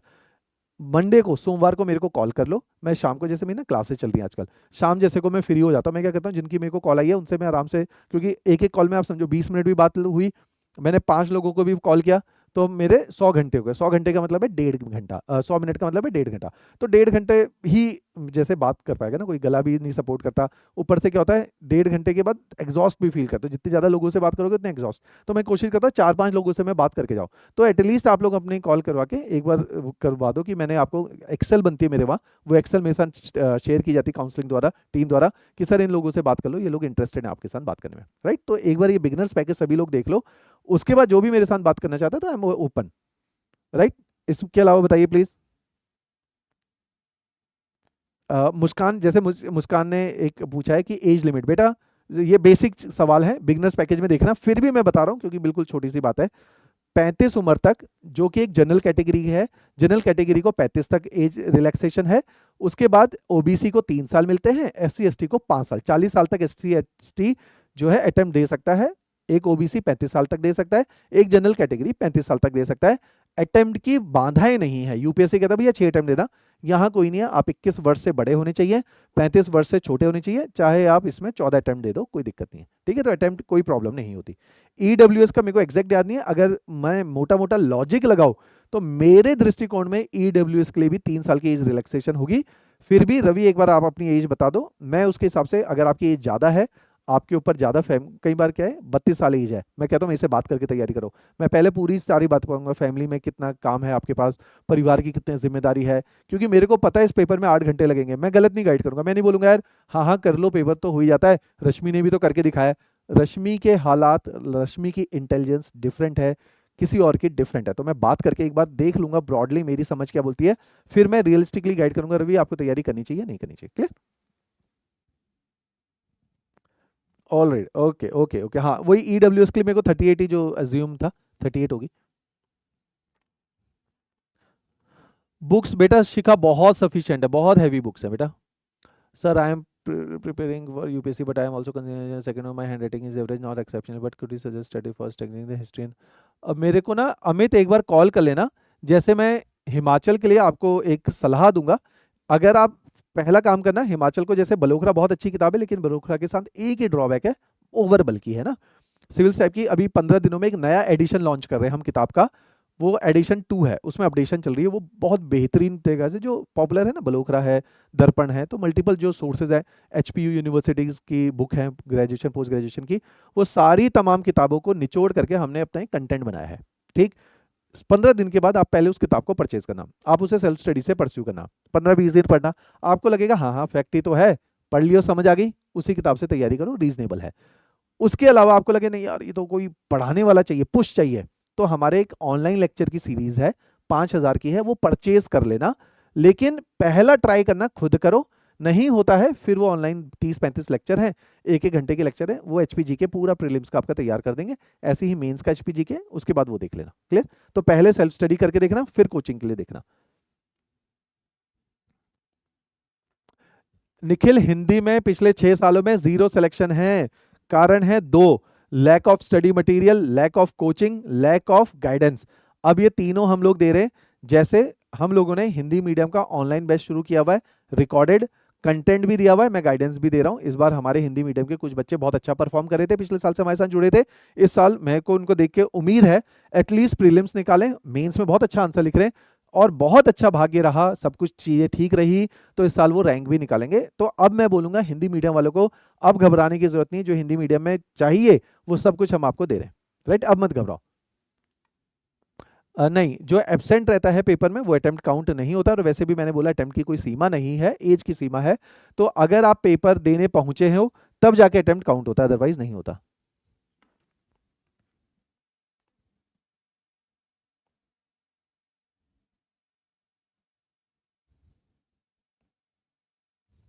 हाँ जी, बताइए। और कोई भी किसी का मतलब कोई रैंडम भी डाउट है ना, और अगर आपको अभी लगता है यार सबके आगे तो नहीं पूछता, थोड़ा पर्सनलाइज्ड है, तो मैंने आपको बोला है, मैं नंबर लिख देता हूँ, हो सकता है आप मतलब ये नंबर ना हो आपके पास, तो इस नंबर पे कॉल करके ना अपनी कॉल शेड्यूल करवा लेना मेरे साथ, तो मैं आपके साथ बात कर लूंगा, और आपकी जो समस्या है एक बार देखते हैं समाधान उसका क्या निकल पाता है ना, तो उसको मिल के एक बार सुलझाने का प्रयास करेंगे। डन है जी। हिंदी मीडियम की बुक, हर्षिता बेटा थोड़ा सा वेट कर लो, थोड़ा सा वेट का मतलब है बस 30 तारीख तक हमने क्या किया, हिंदी मीडियम में सारी बुक को ट्रांसलेट करके पूरा प्रूफ रीड करके बिल्कुल बढ़िया क्वालिटी की कर दिया है। 30 तारीख तक का वेट कर लो, 30 के बाद एक बार कॉल कर देना कि मेरे को हिंदी मीडियम की बुक्स की आवश्यकता है, क्या आप मेरे को कोरियर कर सकते हैं, तो वो आपको मिल जाएगी। राइट। इंग्लिश मीडियम की बुक्स आप हमारी ऐप सिविल स्टेप हिमाचल में जाके वहां पे इंग्लिश मीडियम का बुक का एक पूरा कंटेंट है, 23 किताबों का, कॉस्टली है वो ना, 10,500 की है। दो तरह से कॉस्ट की, जैसे मेरे को लगता है कि जैसी मेरी फाइनेंशियल स्थिति थी तो मेरे को लगता है कि मैं तो नहीं खरीद सकता, लेकिन बहुत सारे लोगों के लिए मेरे को लगता है कि 10,500 उतना ज़्यादा नहीं है, आप 1,000 महीने का, आप सिंपल फोन ऐसे कैलकुलेट करो, मैं महीने का 1,000 का खर्चा अपने ऊपर नहीं करूंगा या करूंगी, मैं इन बुक को खरीद लेती हूँ क्योंकि ये मेरा टाइम बचाएंगी, उस दृष्टिकोण से ठीक है। उसके अलावा अगर आप लूज किताबें भी पब्लिशर की भी लेते हैं तो 6-7 हज़ार की किताबें आपकी खर्च होती हैं सिविल सर्विसेज के प्रिपरेशन में। राइट, तो 10,500 की किताबें, 23 किताबें, अगर आपको लगता है कि नहीं वो अफोर्डेबल है आपके लिए तो ज़रूर परचेज कर लीजिए। वो आपके टाइम को जरूर बताएंगे, बहुत प्लान्ड वे में लिखी गई, सटीक है, मटेरियल बहुत रेलिवेंट है, जो पेपर की नीड है उसके मुताबिक ही डिवाइस किया गया है।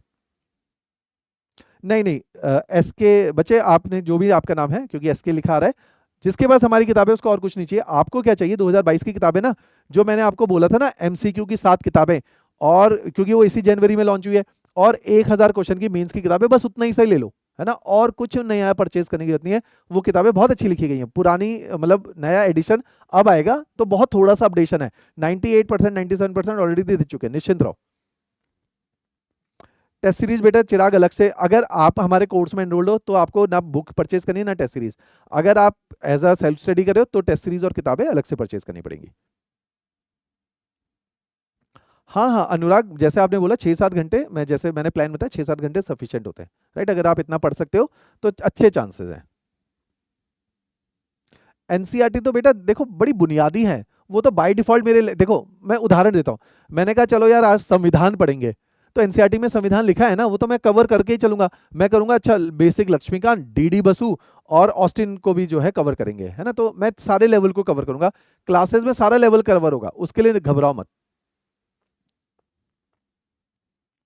कॉलेज गोइंग स्टूडेंट स्नेहल, मैं कल एक वीडियो लॉन्च करूंगा, कॉलेज गोइंग स्टूडेंट तैयारी को कैसे करें, उसको जरूर देख लेना। कॉलेज गोइंग स्टूडेंट के लिए एक वीकेंड प्रोग्राम है, जुलाई में शुरू होने वाला है, या जून थर्ड वीक से शुरू होने वाला है weekend program for college going student. इस टाइम पे कॉलेज गोइंग स्टूडेंट 27-28 हमारे पास एनरोल्ड हैं। कोई आईआईटीज में पढ़ रहा है, कोई बेस्ट, सारे बेस्ट कॉलेजेस के हैं, कोई एमबीबीएस कर रहा है शिमला से। तो बेस्ट कॉलेज के पढ़े हुए बिल्कुल ब्रेनी बच्चे हैं, वो वीकेंड प्रोग्राम में हैं। उनकी वीकेंड शनि और इतवार को क्लासेस लगती है, मजे से 1.5 साल के अंदर कोर्स पूरा होता है। वो सबसे उपयुक्त कोर्स है वीकेंड में तैयारी करने का, कॉलेज गोइंग। तो कोई ऐसा स्टूडेंट है आप में से जो कॉलेज गोइंग है, जो 2026 के आसपास में पास आउट होने वाला है, वो वीकेंड कोर्स में चले जाए। देखो हैंड रिटन बुक क्या होता है, गूगल ट्रांसलेटेड नहीं है। गूगल ट्रांसलेट होता तो हमारी किताबें 2022 से आ रही है, हम 2022 में, वो पूरी ट्रांसलेशन हमारी टीम ने करी है, उसके बाद प्रूफ रीडिंग हुई है, तब जाके आप तक पहुंचेगी। नहीं तो अभी भी हम आप लोगों को नहीं दे रहे, क्योंकि जब तक हमें नहीं लगेगा उस लेवल तक पहुंच चुकी है, तब तक वो आपको नहीं मिलेंगी। एचपी गवर्नमेंट को एज रिलैक्सेशन है 42 साल तक, 42 साल तक आप पेपर को दे सकते हो, राइट। और बताइए, और किसी को कोई समस्या है?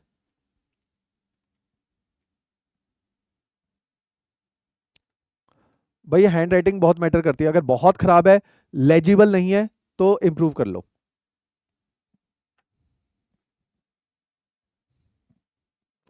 जस्टिफाइड है अनुराग। और कुछ, और किसी की कोई क्वेरी?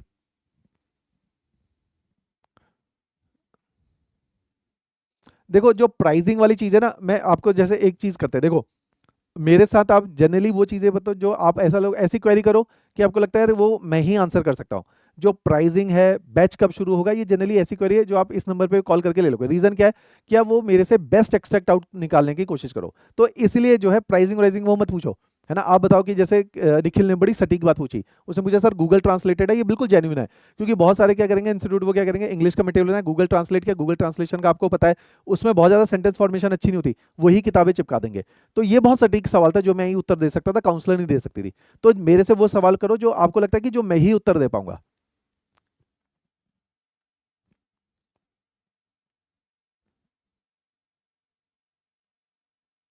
नहीं नहीं, देखो रिकॉर्डेड में हर्षिता आपको तो पता ही होना चाहिए, सब कुछ आपको मिलना है।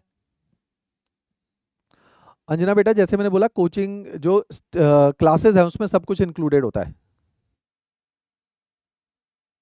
राइटिंग स्पीड स्नेहा समय के साथ इंप्रूव होगी, क्योंकि आप पहले चीज़ों को याद करते हो, जो याद होता है उसको लिखने में समय ज़्यादा नहीं लगता, तो वो ग्रेजुअल होगा, एक रात में नहीं होगा, टाइम लगता है।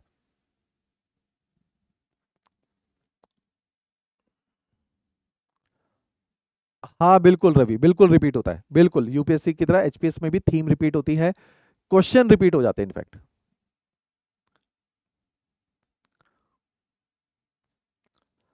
हाँ जी, और कोई भी किसी का कोई डाउट?